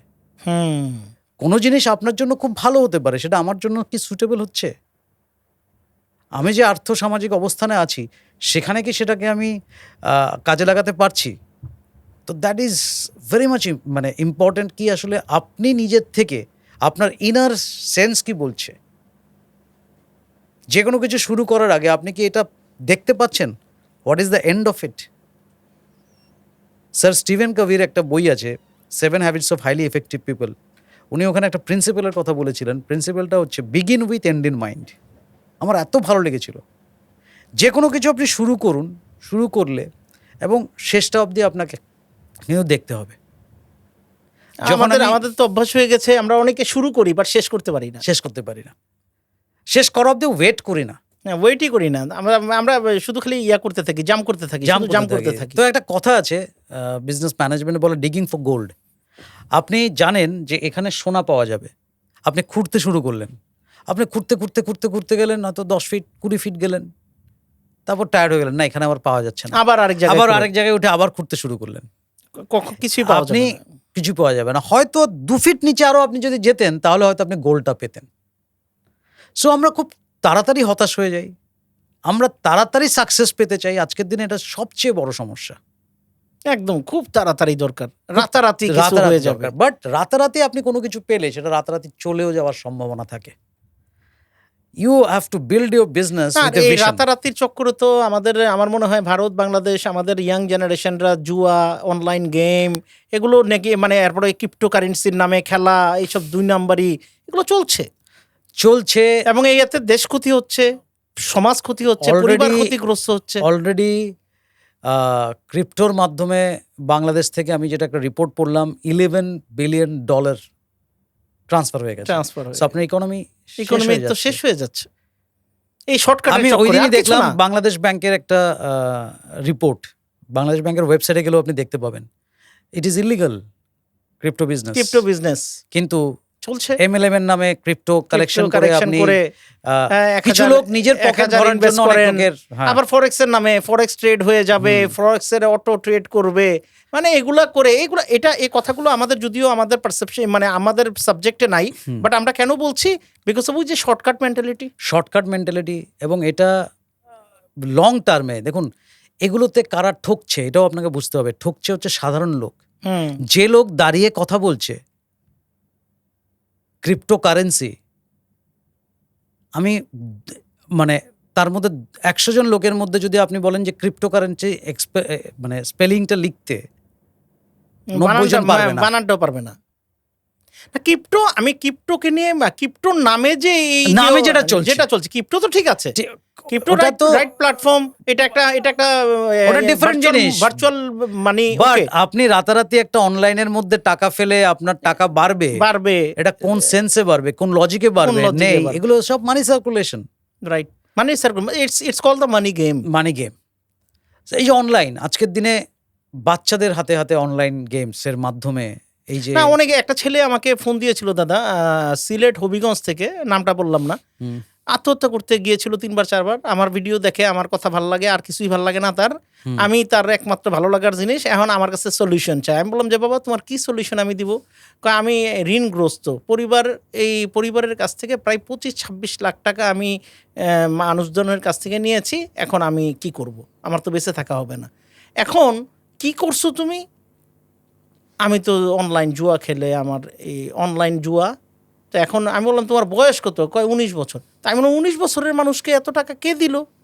তোমাকে বিশ্বাস করলো কিভাবে? করছে, বুঝাইছি, আমি নিতে পারছি, কিন্তু এখন আমি তো সব হারাই ফেলছি। তো এটা তো একটা ছোট্ট ঘটনা ছিল, এরকম হাজার হাজার লক্ষ লক্ষ ঘটনা অলরেডি আমাদের ঘরে ঘরে হচ্ছে। শুধু না ভাই, আমি আপনাকে বলি, আমি অনেক লোককে দেখেছি যারা কোয়ালিটিতে বা যাদের স্মার্টনেস, আমি অপরচুনিটির কথা কেন বলছি, একটা কারণেই বলছি, আমি আমার থেকেও অনেক উন্নত শিক্ষিত মানুষকে দেখেছি, তারা জীবনে সফল হতে পারেনি শুধুমাত্র 1-2 ভুল ডিসিশনের কারণে, একটা ভুল সিদ্ধান্তের কারণে। যে আপনার লাইফের সিদ্ধান্তগুলো এত ইম্পর্টেন্ট যে মানে এবং কেন বলছি বারবার নিজের সেলফ ডেভেলপমেন্ট, নিজের বোঝা উচিত। আরেকজন আমাকে কি বোঝালো, সেটা বোঝানোর পর সে আমাকে ঠিক বোঝালো কি না, এটা সেটা বোঝারও আমার তো ক্ষমতা থাকা দরকার। ওইটা বোঝারও তো ক্ষমতা থাকতে হবে, ওটা বোঝারও তো ক্ষমতা থাকতে হবে। এই যে আমরা ছোটবেলায় একটা কথা বলেছি না, এই রাজায় রাজায় যুদ্ধ হয়, উলুখাগড়ার প্রাণ যায়। আপনি দেখবেন, এটা আপনার দেশে হোক আমার দেশে হোক, কোনো পলিটিশিয়ানের বাচ্চারা মারামারি করতে যায় না, না, কিন্তু তাদের কথায় মোটিভেটেড হয়ে নিচে সাধারণ মানুষরাই প্রাণ হারায়। সো প্রত্যেকটা লোকের ওই যে সেলফ রিয়েলাইজেশনটা মোস্ট ইম্পর্টেন্ট, যে আমি যেটা করছি সত্যিই কি আমি শেষ অবধি দেখতে পারবো, আমার কি সেই টেনাসিটিসটা আছে। আমি কেন ওই ব্যাংকারের কথা বললাম, অনেকে ব্যাংকে চাকরি করে মনে হয় আমি তো সম্রাট শাহজাহান, বিশাল বড় চাকরি করতেছি, হোয়াইট কলার জব করছি, বাট ওটা দিয়ে উনি কোনোদিন একটা নিজের জন্য হয়তো লাক্সারি কার, ফ্যামিলিকে নিয়ে ওয়ার্ল্ড ট্যুর করতে পারবে কিনা আমার সন্দেহ আছে। বাট মানে অনেস্ট ইনকাম করে আর কি, হ্যাঁ, ঠিক আছে। আর যে ব্যক্তিটা ওই চাকরির পাশাপাশি আরেকটা কিছু করেছে, প্রতিদিন 2 ঘন্টা 3 ঘন্টা করে সময় দিয়েছে, এবং সেটার 4 বছর 5 বছর লাগাতার দিয়েছে, এবং সে একটা বিজনেস গ্রো করেছে। সো দাদা, ফার্স্ট 1 লাখ যখন ইনকাম হলো 2004-এর কথা তো, 4-5-এর মধ্যে 1 লাখ হলো, তারপরের গল্পটা দেখুন। ওঠানামা ছিল আমার লাইফে অনেক। আমি একটা বিজনেস করেছি, একটা কোম্পানির সঙ্গে যুক্ত ছিলাম, তারপরে আমি সেখানে গ্রোথ পাচ্ছিলাম না, স্ট্যাগনেন্ট ছিল। অনেক সময় এটাও হয় যে আপনি দেখবেন, আপনি যেটা স্বপ্নেও ভাবেননি সেই ধরনের রোজগার করে ফেললে আপনি খুব কমফোর্ট লাইফে চলে আসেন, এটা মানে আরাম চলে আসে, ফ্যামিলি চলছে, ডুইং সামথিং, এটা ওটা। তারপর আমি আমার একটা ট্রেনিং প্রোগ্রামে এসেছিলাম শিলিগুড়িতে, এবং আই ওয়াজ কোয়াইট হ্যাপি। মানে আমি সেখানে এসেছিলাম, একজন আমাকে প্রেশার করলো, একা যেতে ভালো লাগছে না, চলো দুজনে মিলে এই ট্রেনিংটা নিই। ওই মিটিংটাতে গিয়ে, কেন বলছি আমি লাইফে ট্রেনিং ইম্পর্টেন্ট, কোন ব্যক্তির কোন কথা আপনার ভেতরে লেগে যাবে, এটা আপনি আসলে আগে থেকে বুঝতে পারবেন না। এই জন্য আমরা বলি যে আপনি যদি খুব জ্ঞানী হন, শিক্ষিত হন, মনে করেন আপনি সব জানেন, তারপরও আপনার ট্রেনিংয়ে আসা উচিত, বিকজ ট্রেনিংয়ের আপনাকে দরকার, কারণ আপনার মতন এক্সপিরিয়েন্স লোকের কথা লোকের শোনা দরকার। আর আপনি যদি অজ্ঞানী হন বা আপনার মধ্যে অভিজ্ঞতা কম থাকে, তাহলেও আপনার ট্রেনিংয়ে আসা দরকার, কারণ আপনার ট্রেনিংয়ের দরকার। রাইট। সো প্রত্যেকটা লোকের জীবনে ট্রেনিংটা খুব জরুরি। একদল দেবে, একজন নেবে। আজকে যে নিচ্ছে সে যেন আগামী দিনে দিতে পারে, এই ফিলোসফিতে আপনাকে গ্রো করতে হবে। তো সেই মিটিংয়ে এসে আমি ভেবেছিলাম আমি তো অনেক টাকা রোজগার করি, লাখ টাকা রোজগার, হ্যাঁ লাখ টাকার উপর রোজগার। তখন আমার ইনকাম অনেক হয়ে গেছিলো, 2.5-3 লাখ টাকা মান্থলি আমি ইনকাম করছিলাম। I am happy with the business. তারপরে আমি ওইখানে এমন কিছু লোকজনকে দেখলাম, আমার মনে হয়েছে তারা এত টাকা রোজগার করে, তাদের কোয়ালিটিতে বা তাদের অ্যাপিয়ারেন্সে বোঝা যাওয়ার সুযোগ নেই, বা আমার মনে হচ্ছে আমি ওদের থেকে অনেক বেশি ক্যাপেবল। ঠিক আছে, তাদেরকে ছোট করছি না, বাট আমার মনে হচ্ছে আমি ক্যাপেবল, আমি কেন এটা করছি না। সো আমি লোককে দেখে ইন্সপায়ার হয়েছি, যে উনি যদি একটা বিজনেস করে, উনি যদি আজকে এই টাকা রোজগার করতে পারে, 10 লাখ 15 লাখ টাকা, তো আমি তখন আমার নেক্সট ড্রিম সেট করলাম যে আমি I have to go that level. এবং থ্যাংক গড আমি সে সময় আমার মিডিয়া কোম্পানি ওপেন করি। আচ্ছা, আর একটা কোম্পানি আমি ওপেন করি মানে কলকাতাতেই। আমার একটা প্রাইভেট লিমিটেড কোম্পানি আছে, যেখানে আমি প্রোডাকশন থেকে শুরু করে film making, ad film making, তারপর events, corporate events, wedding events, বাংলাদেশে তো আপনি অনেক ইভেন্টস করেছি। এখানে আমি অনেক সেলিব্রিটিকে নিয়ে এসেছেন বাংলাদেশে। আমি 2012 সাল থেকে বেসিক্যালি লাগাতার আমি অনেক শোজ, ইভেন্টস, বিভিন্ন চ্যানেলের সঙ্গে কাজ করেছি। এটা একটা সেপারেট বিজনেস আমি স্টাবলিশ করেছিলাম, বাট আমার মিডিয়া ব্যাকগ্রাউন্ডই না। দেন আমি আমার লাইফে একজন মেন্টর পেয়েছিলাম, যে কোম্পানিতে আমি এখন আছি, যাদের সাথে আমার বিজনেস আছে, সেই কোম্পানির সিইও। ওনার নাম হচ্ছেন অনুকূল আগরওয়াল। ওনার নাম না নিলে আসলে আমার জীবনে সফলতার কথাটা বাকি থেকে যাবে। উনি আমাকে আমাদের দিল্লি অফিসে ডেকেছিলেন এবং দিল্লি অফিসে ডেকে আমাকে বলেছিলেন যে যে আমরা আমাদের বিজনেসটা বাংলাদেশে এক্সপ্যান্ড করতে চাই, you have to do it. তো আমি বললাম যে স্যার আমি তো আমার কোনো এক্সপিরিয়েন্স নেই, আমি তো এক্সপোর্ট বিজনেস জানি না, বুঝি না, আমি নিজে কখনো একটা কোম্পানি, আমি কোম্পানির ফ্র্যাঞ্চাইজি হিসেবে কাজ কাজ করেছেন। করেছি, কোম্পানি কিন্তু নিজে প্রমোটার হিসেবে কাজ company- করেছি, নিজে তো কোনোদিন কোম্পানি খুলে আমার মিডিয়ার ছাড়া আর কোনো অভিজ্ঞতাই নেই। নিজের কোম্পানি বলতে তখন মিডিয়া কোম্পানি, আর হচ্ছে আমার প্রোডাক্টস বানানোর অভিজ্ঞতা নেই, আমার অন্য অ্যাডমিনিস্ট্রেটিভ কোনো এক্সপিরিয়েন্স নেই, আমি শুধু ব্যবসা করতে জানি। হুম, তখন উনি আমাকে বললো যে অনেক কিছু বললো, বোঝালো, এবং হি ইজ অ্যান আইআইটিয়ান, মানে তিনি আইআইটি মানে আমাদের ওখানকার সর্বোচ্চ যে শিক্ষালয় সেখান থেকে পাশ করা একজন ভদ্রলোক, এবং তার তখন বয়স 70। উনি লাস্ট 40 বছর ধরে বিভিন্ন কর্পোরেটের টপ লেভেলে জব করেছেন। তিনি আমাকে সিলেক্ট করেছেন এবং আমাকে বলছেন তোকে আমি সময় দিলাম, হোটেলে গিয়ে ভাব, কালকে আবার আমরা বসবো। আমাকে উনি 3 ঘন্টা ধরে বুঝিয়েছেন, কিন্তু আমি সাহস পাচ্ছিলাম না, কারণ আমি লাইফে কমফোর্টেবল ছিলাম, ভালো ইনকাম করছি, কেন আমি হেডেক নিব, নতুন করে টেনশন নিব। টেনশন নেবো, এটা করবো সেটা করবো। বাট সেদিন রাতে আমি সারাদিন আমার ঘুম হয়নি। আমার এটা মনে হয়েছে, আরে আচ্ছা আমি তো এক্সপোর্ট বিজনেস জানি না, তাহলে আমি এক্সপোর্ট বিজনেস শেখার সুযোগ হবে। পাবো। আমি তো কখনো কোম্পানি রান করিনি যেখানে আমি প্রোডাক্ট বানাবো, যেখানে আমি অ্যাডমিনিস্ট্রেশন দেখব, যেখানে আমি মার্কেটিং দেখব।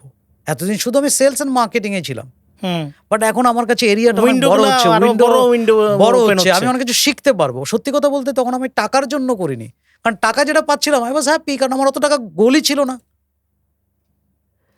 তারপর আমি শিখি, ওনার কাছে অনেক বকাও খেয়েছি, অনেক ভুলও করেছি, উনি আমাকে শিখিয়েছেন। মানে তারপর কি বাংলাদেশে স্টার্ট, তারপর আমরা বাংলাদেশে আপনার বিজনেস ডেভেলপ করা, যেটা আমি যে ফ্র্যাঞ্চাইজি বিজনেস আমি ইন্ডিয়াতে করতাম সেটাকে আমি বাংলাদেশে নিয়ে আসি। বাংলাদেশে তার আগে আমি শুধু মিডিয়া ইভেন্টসের কাজই করছিলাম, অনেক বড় বড় ব্র্যান্ডের সঙ্গে আমি কাজ করেছি। সো সেই কাজটা শুরু করি, এটা অ্যাপ্রক্সিমেট 2019-এ, আজকে 6 বছরে 2019। ধীরে ধীরে এখানে আমরা আমাদের বিজনেস এক্সপ্যান্ড করি।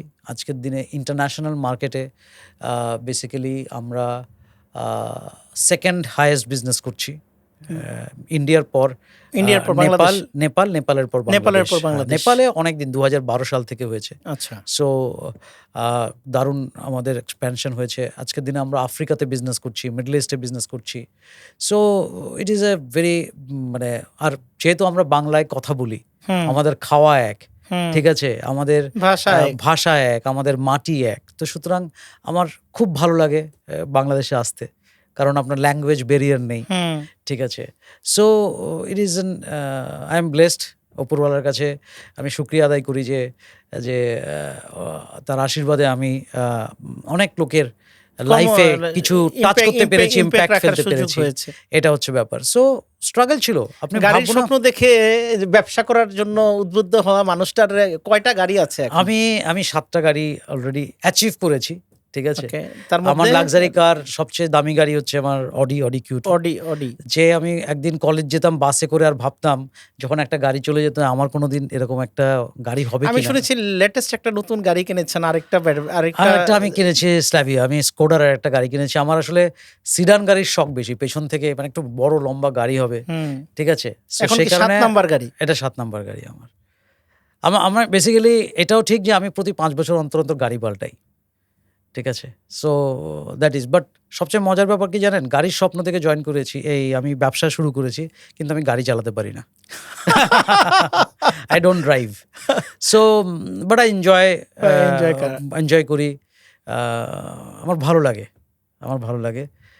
আমার আর কি ধরনের বিজনেস বাংলাদেশে কি একটা বিজনেসই করছেন না আরো অনেকগুলো বিজনেস? না, রিসেন্টলি আমরা একটা নতুন অ্যাকোয়াকালচার প্রোডাক্টস লঞ্চ করেছি, যেটা হচ্ছে যেমন হিউম্যান সাপ্লিমেন্টস আছে, প্রোবায়োটিক্স, আমরা কমবায়োটিক্স বা ফুড সাপ্লিমেন্টস আমরা করি। আমরা আসলে এখন অ্যাকোয়াকালচার ফিশের জন্য আমরা খাবার ঠিক নয়, খাবারের পরিপূরক হিসেবে সাপ্লিমেন্টস করছি।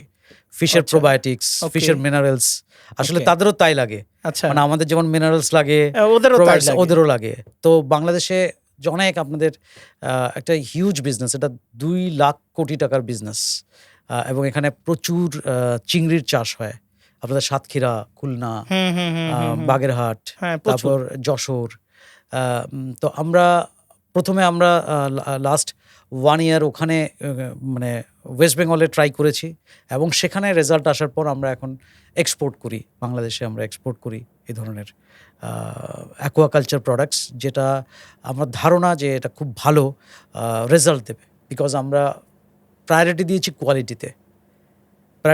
কোয়ালিটিতে। আর আমরা একটা গ্রুপ অফ কোম্পানিজ, এখন আমাদের বিজনেস তো চলছে অন্য কোম্পানিতে, যেটা আমরা শুরু করছি। আমরা আসলে এরকমভাবে না যে কত প্রফিট করব, আমরা কত সেবা দেব।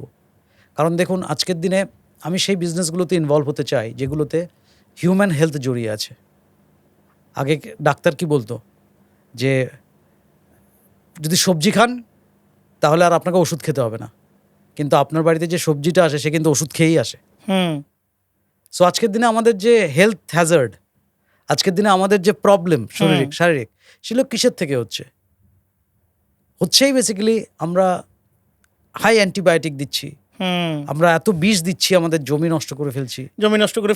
আমাদের প্রত্যেকটা জিনিসকে আমরা মানে Immediate চাই, ওই যে urgent। আর্জেন্ট। মুরগিকে 1 মাসের ইনজেকশন মধ্যে বড় বানাইতে হবে, বড় বানাতে হবে। 1 মাসে। বাচ্চা মুরগি 1 মাসের মধ্যে 2 কেজি হইতে হবে। হ্যাঁ, তো আমি যখন এই ফিল্ডে এসেছি, আপনি ধারণা করতে পারবেন আমি কতজন লোকের কল পাই যে স্যার আমাদের এমন একটা গ্রোথ প্রমোটার দেন যে আমার ছাগলটা, আমার গরুটা, আমার ক্যাটল, হুম এটা ওজন বৃদ্ধি পাবে, এটার অনেক মাংস হবে।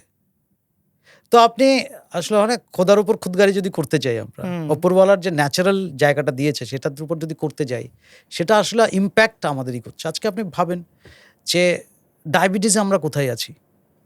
হ্যাঁ, আমরা টপ পর্যায়ে আছি। প্রতি 6 জনে একজন ডায়াবেটিক, প্রতি 6 জনে একজন ডায়াবেটিক। আজকে আপনি ক্যান্সার পেশেন্ট, এবং 2000, এটা আমি খুব মানে চিন্তার কথা বলছি যে 2030 আর মাত্র 4 বছর পর প্রত্যেকটা ফ্যামিলিতে একটা করে ক্যান্সার পেশেন্ট থাকবে। কি পরিমাণ ভয়াবহ দিন আসছে। সেগুলো কোত্থেকে আসছে? জেনেটিক্স থেকে আসছে, লাইফস্টাইল ডিসঅর্ডার থেকে আসছে। সো দেখুন, বিজনেস আপনি করবেন, আজকের দিনে আপনাকে বুঝতে হবে যে কোন মার্কেট গ্রো করবে। আর বিজনেস আপনি শুধু টাকা রোজগারের জন্য যদি করেন, আপনি লং টার্মে টিকতে পারবেন না। আপনাকে সেবার মানসিকতা রাখতেই হবে।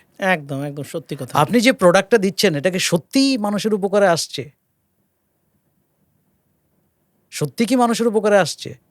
আপনি একটা মাছের খাবারও যে দিচ্ছেন, সেটা সত্যিই উপকার হচ্ছে কিনা মাছটার, এবং যে খাবে এটা এক সময় তো কারো না কারো কাছে আসবে, বাজারে আসবে, কনজিউমারের কাছে পৌঁছাবে। কনজিউমার কতটা ওটা খেয়ে তার কি রোগ হতে পারে না হতে পারে, এগুলোও দেখতে হবে। ঠিক আছে? আজকের দিনে আপনি অবাক হবেন, ইউএসএতে এখন যে বাড়িগুলো তৈরি হচ্ছে, ফ্ল্যাট তৈরি হচ্ছে, সেখানে কিচেন নেই। তাদের লাইফস্টাইলের সঙ্গে এমন হয়ে গেছে যে আর রান্না হয় না বাসায়। বাসায় আর রান্না হয় না, তারা হোটেলেই খায়। হোটেলে খায় বা খাবার নিয়ে আসে, ফ্রোজেন ফুডস আসে, গরম করে খেয়ে নেয়। কিচেন কালচার উঠে যাচ্ছে। আজকের দিনে এটা আমাদেরও হচ্ছে। আমরা তো সবার আগে ওয়েস্টকে ফলো করি না? আমাদের বাপ ঠাকুরদারা যে ধরনের ফুড হ্যাবিটে ছিল, আজকে আমরা সেটাতে আছি না। আজকে আপনি আপনার বাড়ির বাচ্চাকে কি খাওয়াচ্ছেন? নিয়ে চলে যাচ্ছেন, একটা বার্গার খাওয়াচ্ছেন, পিৎজা খাওয়াচ্ছেন, অল জাঙ্ক ফুড। আজকে আপনি একটা আপনি ক্লাসরুমে ঢুকুন, একটা যে কোনো হাই প্রোফাইল স্কুলের ক্লাসরুমে ঢুকুন, 50% বাচ্চার চোখে আপনি চশমা পাবেন। আর ছোটবেলায় আমাদের লোভ হতো, আরে আমার চোখটা খারাপ হলে ভালো হতো, একটা চশমা পড়তাম। এগুলো আমরা, এই চেঞ্জেস গুলো আমরা কিন্তু খেয়াল করছি না। সো আমাদের শরীর, মন, সব জায়গার ডেভেলপমেন্টটা খুব জরুরি, যে কারণে আসলে স্টাডি করা জরুরি, ভালো বই পড়া জরুরি, আপনার পছন্দের যে স্পিকার আছে, মেন্টর আছে, তার স্পিচগুলো শোনা জরুরি। আমি অনেককেই মেন্টর মনে করি, যাদের ভিডিও আমি দেখি, তারা আমাকে হয়তো অনেকে চেনে না, অনেকে চেনে, কিন্তু কেন তাকে মেন্টর মানে তার কথাগুলো আমার কাজে দিচ্ছে। দিচ্ছে। আমরা সেগুলো অ্যাপ্লাই করছি কিনা। অ্যাপ্লাই করছি। কিন্তু আপনি কিছুক্ষণ আগে বললেন স্যার আপনি একটা সফল হয়ে গেছেন বলে আপনি এত কথা বলতে পারছেন। সফলতা আসলে খুব কঠিন ব্যাপার নয়। আমি প্রথম যেটা শুরু করেছি, যদি আপনার স্টার্টটা শুরুয়াতটা রাইট হয় তাহলে সফলতা কিন্তু খুব কঠিন জিনিস নয়। না, কিন্তু যদি রং হয় তাহলে তো সফলতা আসবে না। আসবে না, আপনি দিক বিদিক হবেনই। আসবে না। আপনাকে যে যাই বলবে, আজকের দিনে আমি প্রচুর লোকের সঙ্গে মিলেমিশে করি। অনেক লোক আমাকে অনেক বিজনেস প্রপোজাল দেয়। আমি কি সবার সাথে বিজনেস করছি? না। আমি রিয়ালাইজ করছি কোনটা আমি করতে পারবো, কোনটাতে আমার মন বলছে ওকে ফাইন, এটাতে আমি কন্ট্রোল করতে পারবো। একটা সময় আমার বিজনেসে আমি খুব লসে ছিলাম। লসে কেন ছিলাম? কারণ হচ্ছে যে আমি ফিন্যান্সকে খুব ভয় পেতাম। তারপর আমি একটা স্কোপ পেলাম ডক্টর স্নেহাদেশ স্যারের একটা ওয়ার্কশপ অ্যাটেন্ড করার, এবং সেটা অনেক এক্সপেন্সিভ ছিল। এটা প্রায় 1.5 লক্ষ টাকা ফিস ছিল। 4 দিনের প্রোগ্রাম।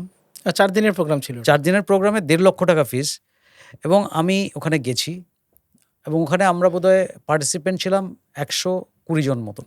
মানে এত টাকা দিয়ে তো খুব বেশি লোক আসবে না। এবং সেই 4 দিনে আমি শুধু গেছি, এটা কাইন্ড অফ বিজনেস স্কুল, আমার জানার দরকার ছিল। এবং সে বলেছিল সবার আগে আপনার ভয়কে জয় করতে হবে। কিসে আপনি ভয় পান? তো আমি লিখেছি আমি অ্যাকাউন্টস চেক করতে ভয় পাই। আমি ভাবি যে অ্যাকাউন্টসটা চেক করলে তো যদি দেখি যে লস হচ্ছে তখন তো টেনশন হবে। ওটা দূরে থাকো, ওটা অ্যাকাউন্টেন্টই দেখুক। বলছে না, যেটাতে তুমি ভয় পাও সেটা তুমি আগে করো। চ্যালেঞ্জটা ওখানেই নিতে হবে। You have to love what you fear. আপনি দেখবেন একটা দারুণ একটা সফট ড্রিঙ্কসের একটা ট্যাগলাইন আছে, ডর কে আগে জিত হ্যায়।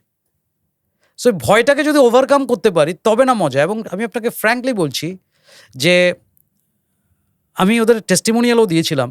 ওরা ফিডব্যাক নেয়, স্যার আপনি এত দামি একটা আমাদের প্রোগ্রাম অ্যাটেন্ড করেছেন, আপনার কী রেসপন্স হয়েছে? আমি বলেছি 1.5 লাখ টাকা দিয়েছিলাম, অলরেডি 6 মাসে আমার 15 লাখ টাকা উঠে এসছে। মাশাআল্লাহ।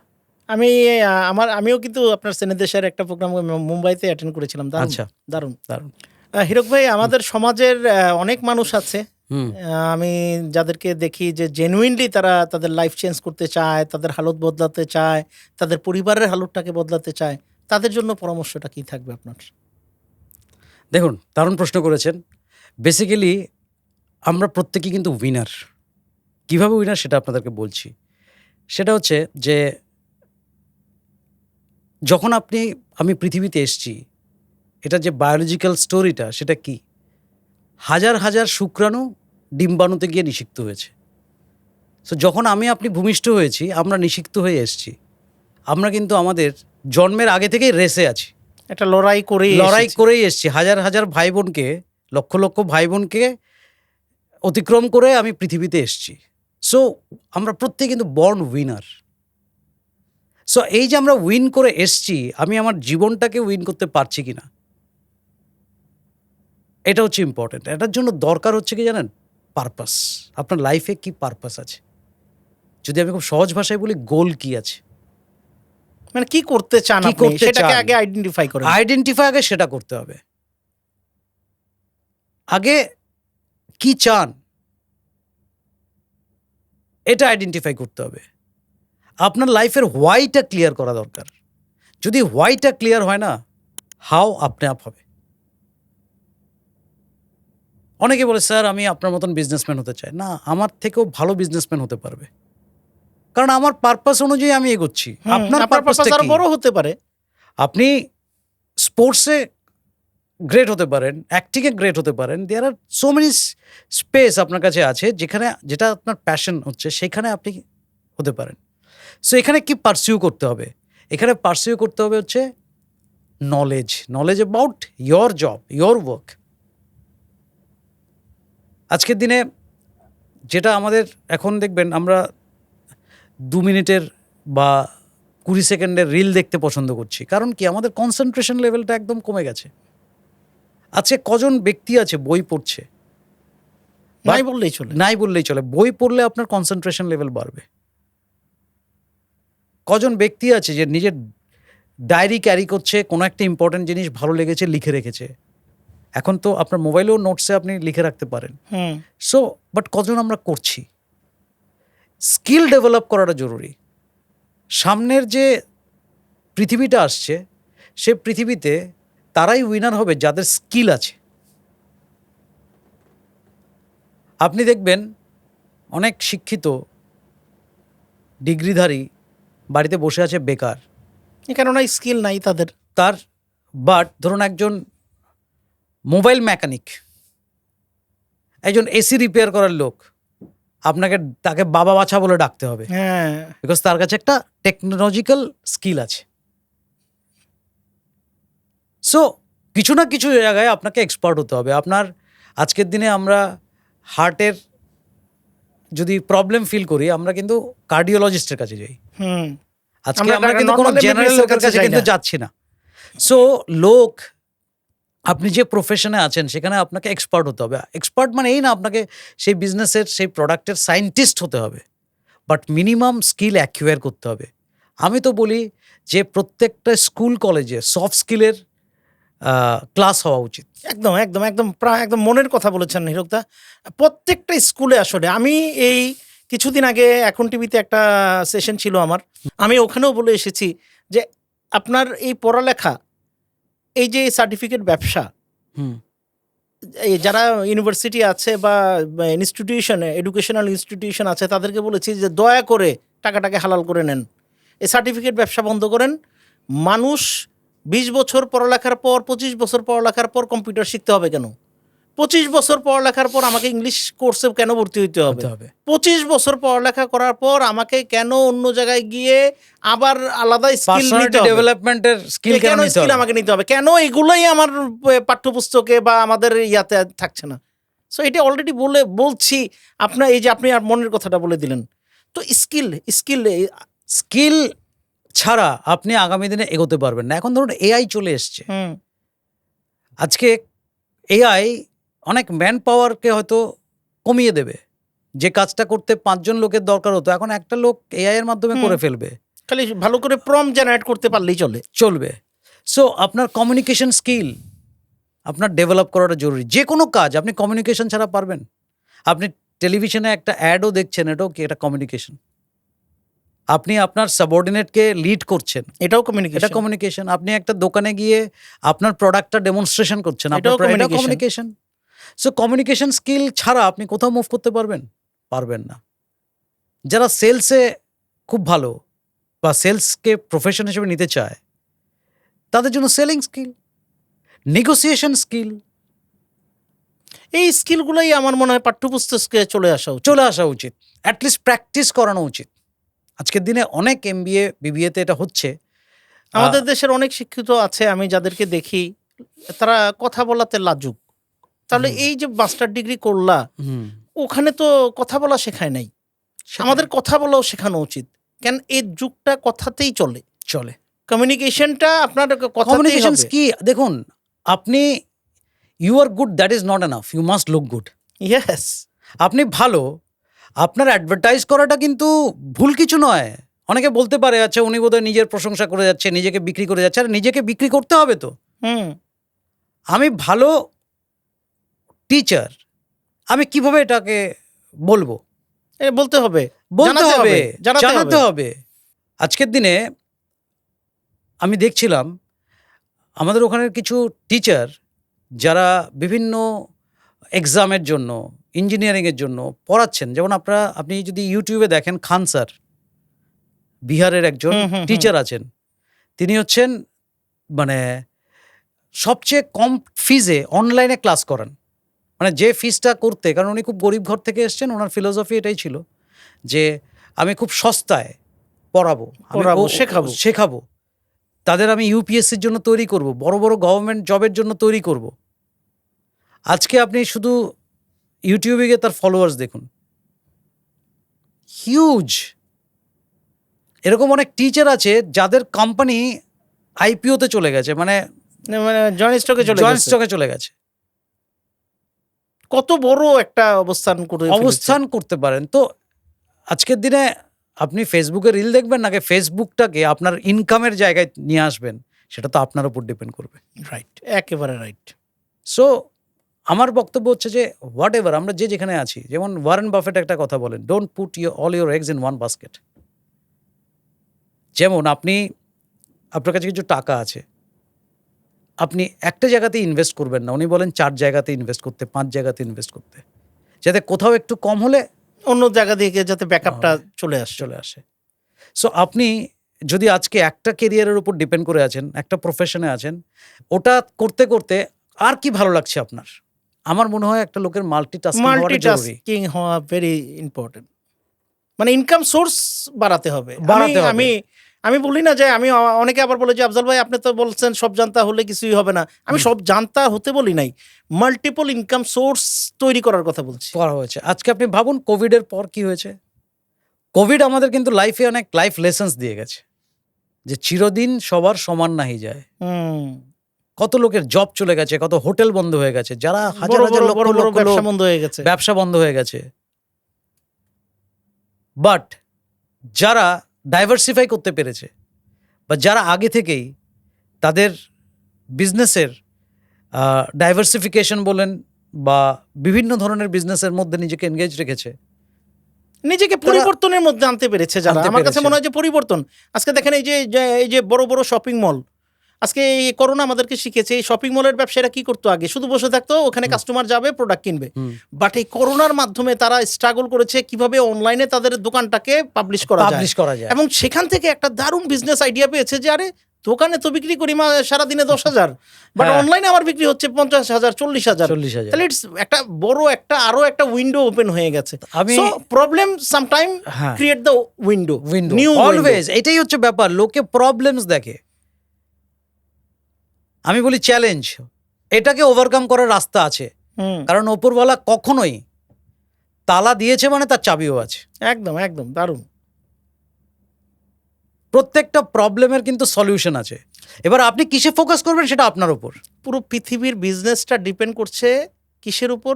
প্রবলেমের উপর। হ্যাঁ, যদি প্রবলেম না থাকতো তাহলে পৃথিবীতে বিজনেস বলে অপরচুনিটি ক্রিয়েট হতো না, কোনো অপরচুনিটি থাকতো না, বিজনেসই হতো না, কোনো বিজনেস হতো না, পুরো পৃথিবী কোলাপস করতো, একদম বন্ধ হয়ে যেত যদি প্রবলেম না থাকতো।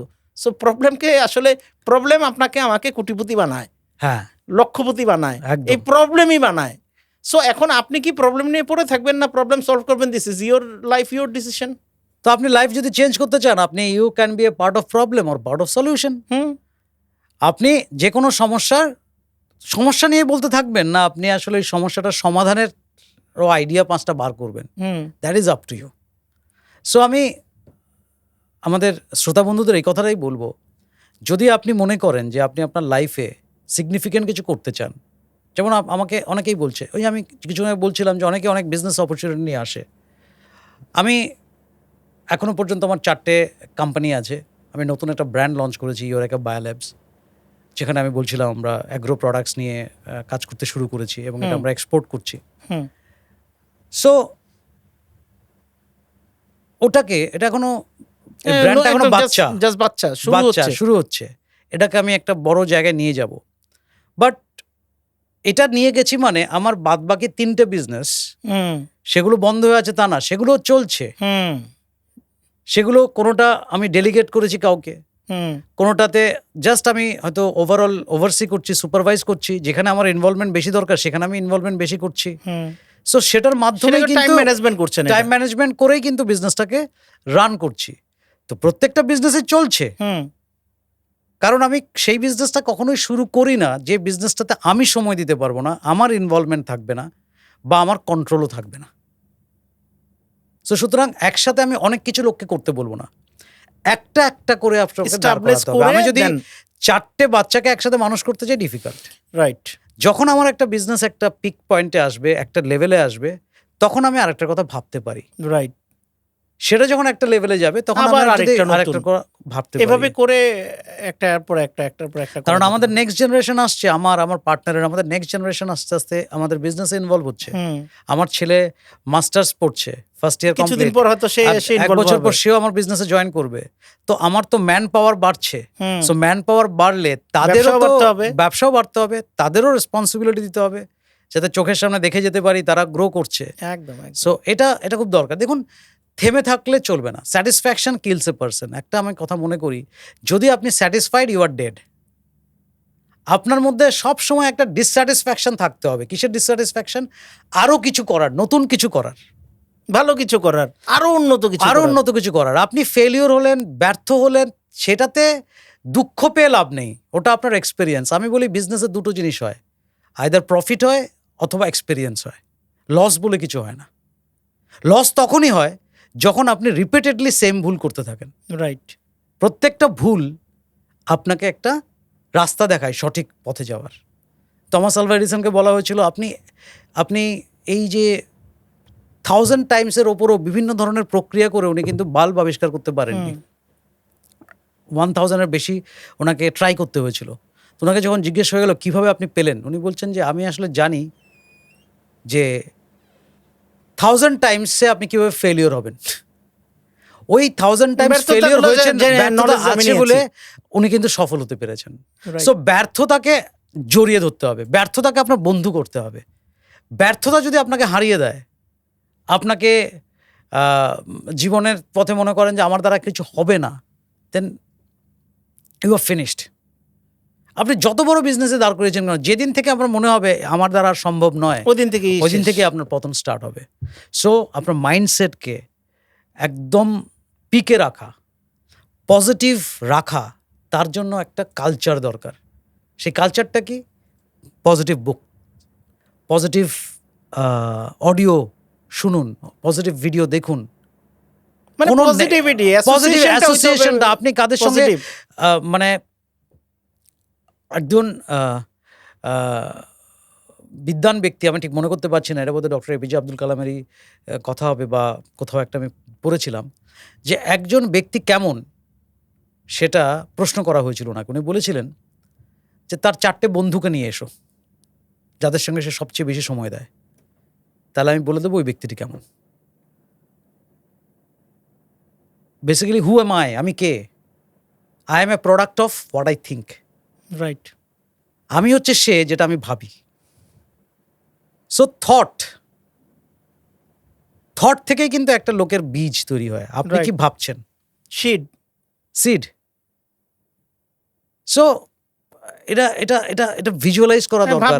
আপনার ভাবনাটাই তো একটা গাছে রূপান্তর হয়, ফল হবে না কি হবে, এটা কাটা হবে না ফুল হবে, সব কিছু থটস থেকে। আপনি যখন ব্যর্থতার মধ্যে দিয়ে যাচ্ছেন, তারপরও আপনি যখন দাঁড়িয়ে হেসে বলবেন না আয়নার সামনে দাঁড়িয়ে আই এম সাকসেসফুল, তার জন্য গাটস লাগে। এটার জন্য আসলেই গাটস লাগে। এবং যার গাটস আছে সে তাকে কেউ দমায় রাখতে পারে না। আমি এরকমও সময় পাস করেছি যে মিটিং করে ফিরছি, হোটেলে থাকার পয়সা নেই, খাবার পয়সা নেই। আমি একটা সময় আমার অ্যাসোসিয়েটসদের নিয়ে টিফিন করতে গিয়ে আমার কাছে ট্রেন ভাড়া ছিল না, শিয়ালদা স্টেশনে ঢুকতে পারছি না ভয়ে, যদি টিটি ধরে। টিটিকে তো ঘুষ দেওয়ারও টাকা নেই যে কোনো কিছু ম্যানেজ করে যে যাব। কোনো কারণে একসঙ্গে অনেক লোক ঢুকছে, আমিও ঢুকে গেছি। কারণ শিয়ালদা স্টেশন থেকে আমার বাড়িতে ট্রেনে যেতে গেলে 3টে স্টেশন পরে।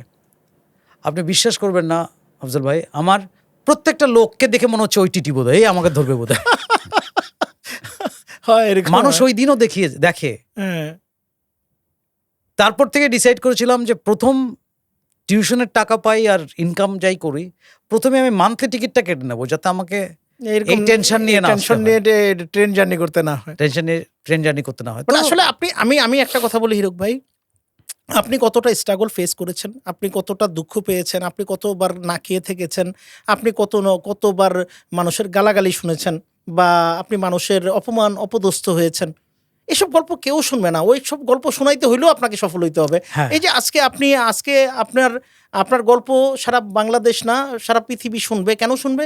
বিকজ অফ আপনার ভেতর সেই গার্ডস আছে যে আপনি ওই হালতটাকে পরিবর্তন করতে পেরেছেন। আজকে যে স্বপ্ন নিয়ে স্টার্ট করেছিলেন, আজকে 60টা গাড়ি হালালভাবে, আপনি কাউকে ছুরি দিয়ে না, আপনি হালালভাবে আপনার বিজনেস ডেভেলপ করে, আপনার আইডিয়াকে পারসু করে আপনি একটা, এবং নট অনলি অনলি আপনার দেশে না, আপনি পুরো ইন্টারন্যাশনাল মার্কেটে বিজনেস একটা দারুণভাবে করছেন। সো এর জন্য আপনার গল্প, এই যে আজকে আফজল ভাইয়ের পডকাস্টে এসেছেন কেন?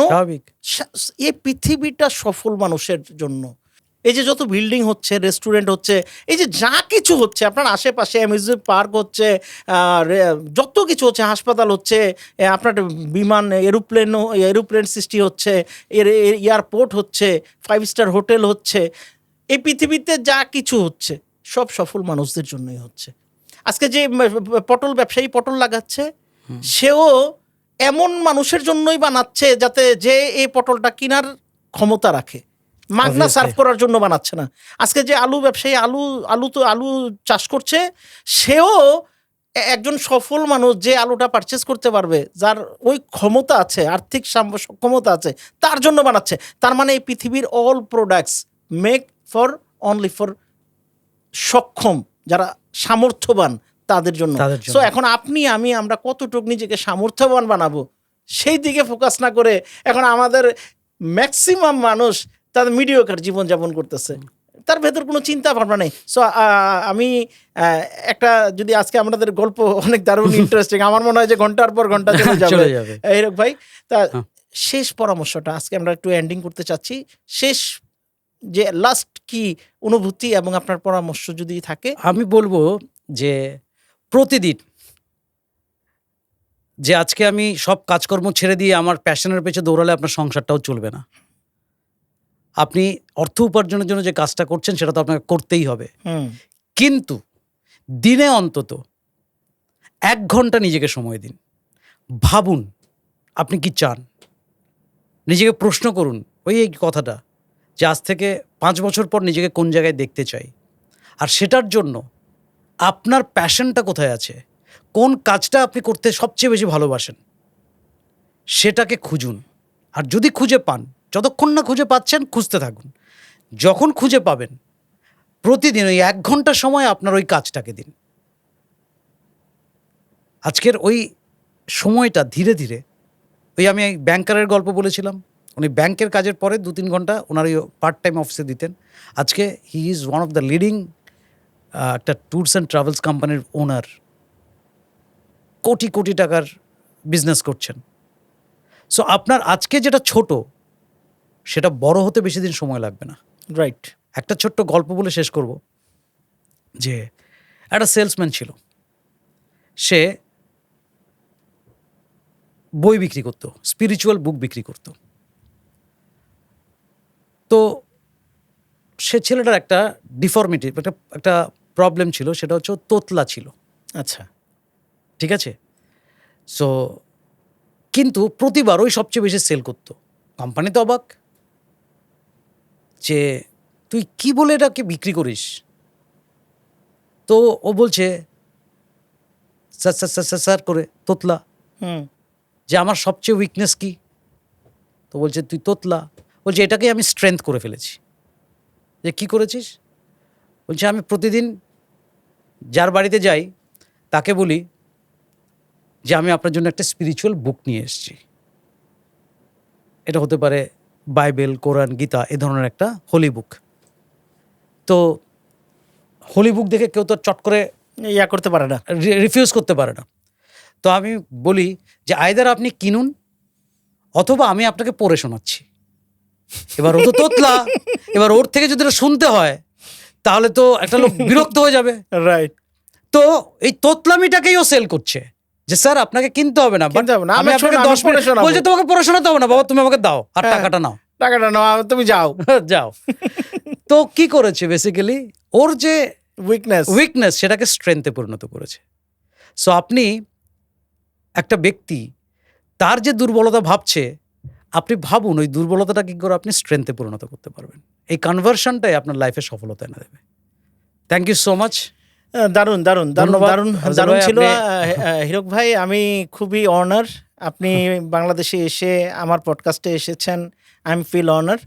সুপ্রিয় দর্শক, আমরা এতক্ষণ কথা বলছিলাম হিরক দাশগুপ্ত, যিনি ইন্টারন্যাশনালি বিজনেসের বাংলাদেশ, আমি যদি সারা পৃথিবী জুড়ে বিজনেস করে যাচ্ছেন এবং একজন সফল উদ্যোক্তা, সফল বিজনেসম্যান, এবং সমাজে যার কন্ট্রিবিউশন হচ্ছে এবং দেশ বিদেশে সব জায়গায় তার কন্ট্রিবিউশন হচ্ছে। আমরা এমন একজন সফল মানুষের গল্প এতক্ষণ শুনলাম এবং দারুণ দারুণ কথা ছিল আজকের এই পুরো পডকাস্টটা জুড়ে। আমি বিশ্বাস করি এই পডকাস্টটা যদি আপনি মনোযোগ দিয়ে শোনেন, এখান থেকে আপনি কিছুটা পেয়ে যাবেন, যা আপনার থিঙ্কিং প্যাটার্নকে বদলাতে বাধ্য করবে, যা আপনার স্বপ্নের আয়তনটাকে বড় করবে। সো আল্লাহ সুবহানাহু ওয়া তাআলার কাছে দোয়া রেখে আপনারা সবাই যাতে ভালো থাকেন, সুস্থ থাকেন, সেই প্রত্যাশা রেখে আজকের মতো বিদায় নিচ্ছি। যদি ইউটিউব থেকে আমাদের ভিডিওটা শুনছেন তাহলে সাবস্ক্রাইব করে রাখতে পারেন এবং আপনার ফ্রেন্ডস ফ্যামিলি তাদেরকে শেয়ার করতে পারেন। ভালো জিনিস শেয়ার করলে বরকত হয়। আর যদি ফেসবুক থেকে আমাদের কথা শুনছেন তাহলে ফলো বাটনটা ক্লিক করে রাখেন। প্রতি বৃহস্পতিবার সন্ধ্যা 7:30 আমাদের নতুন নতুন পডকাস্ট আসে। তো আপনি সেই প্রত্যেকটা প্রোগ্রামকে দেখার জন্য আমন্ত্রণ জানিয়ে আজকের মতো বিদায় নিচ্ছি। আসসালামু আলাইকুম।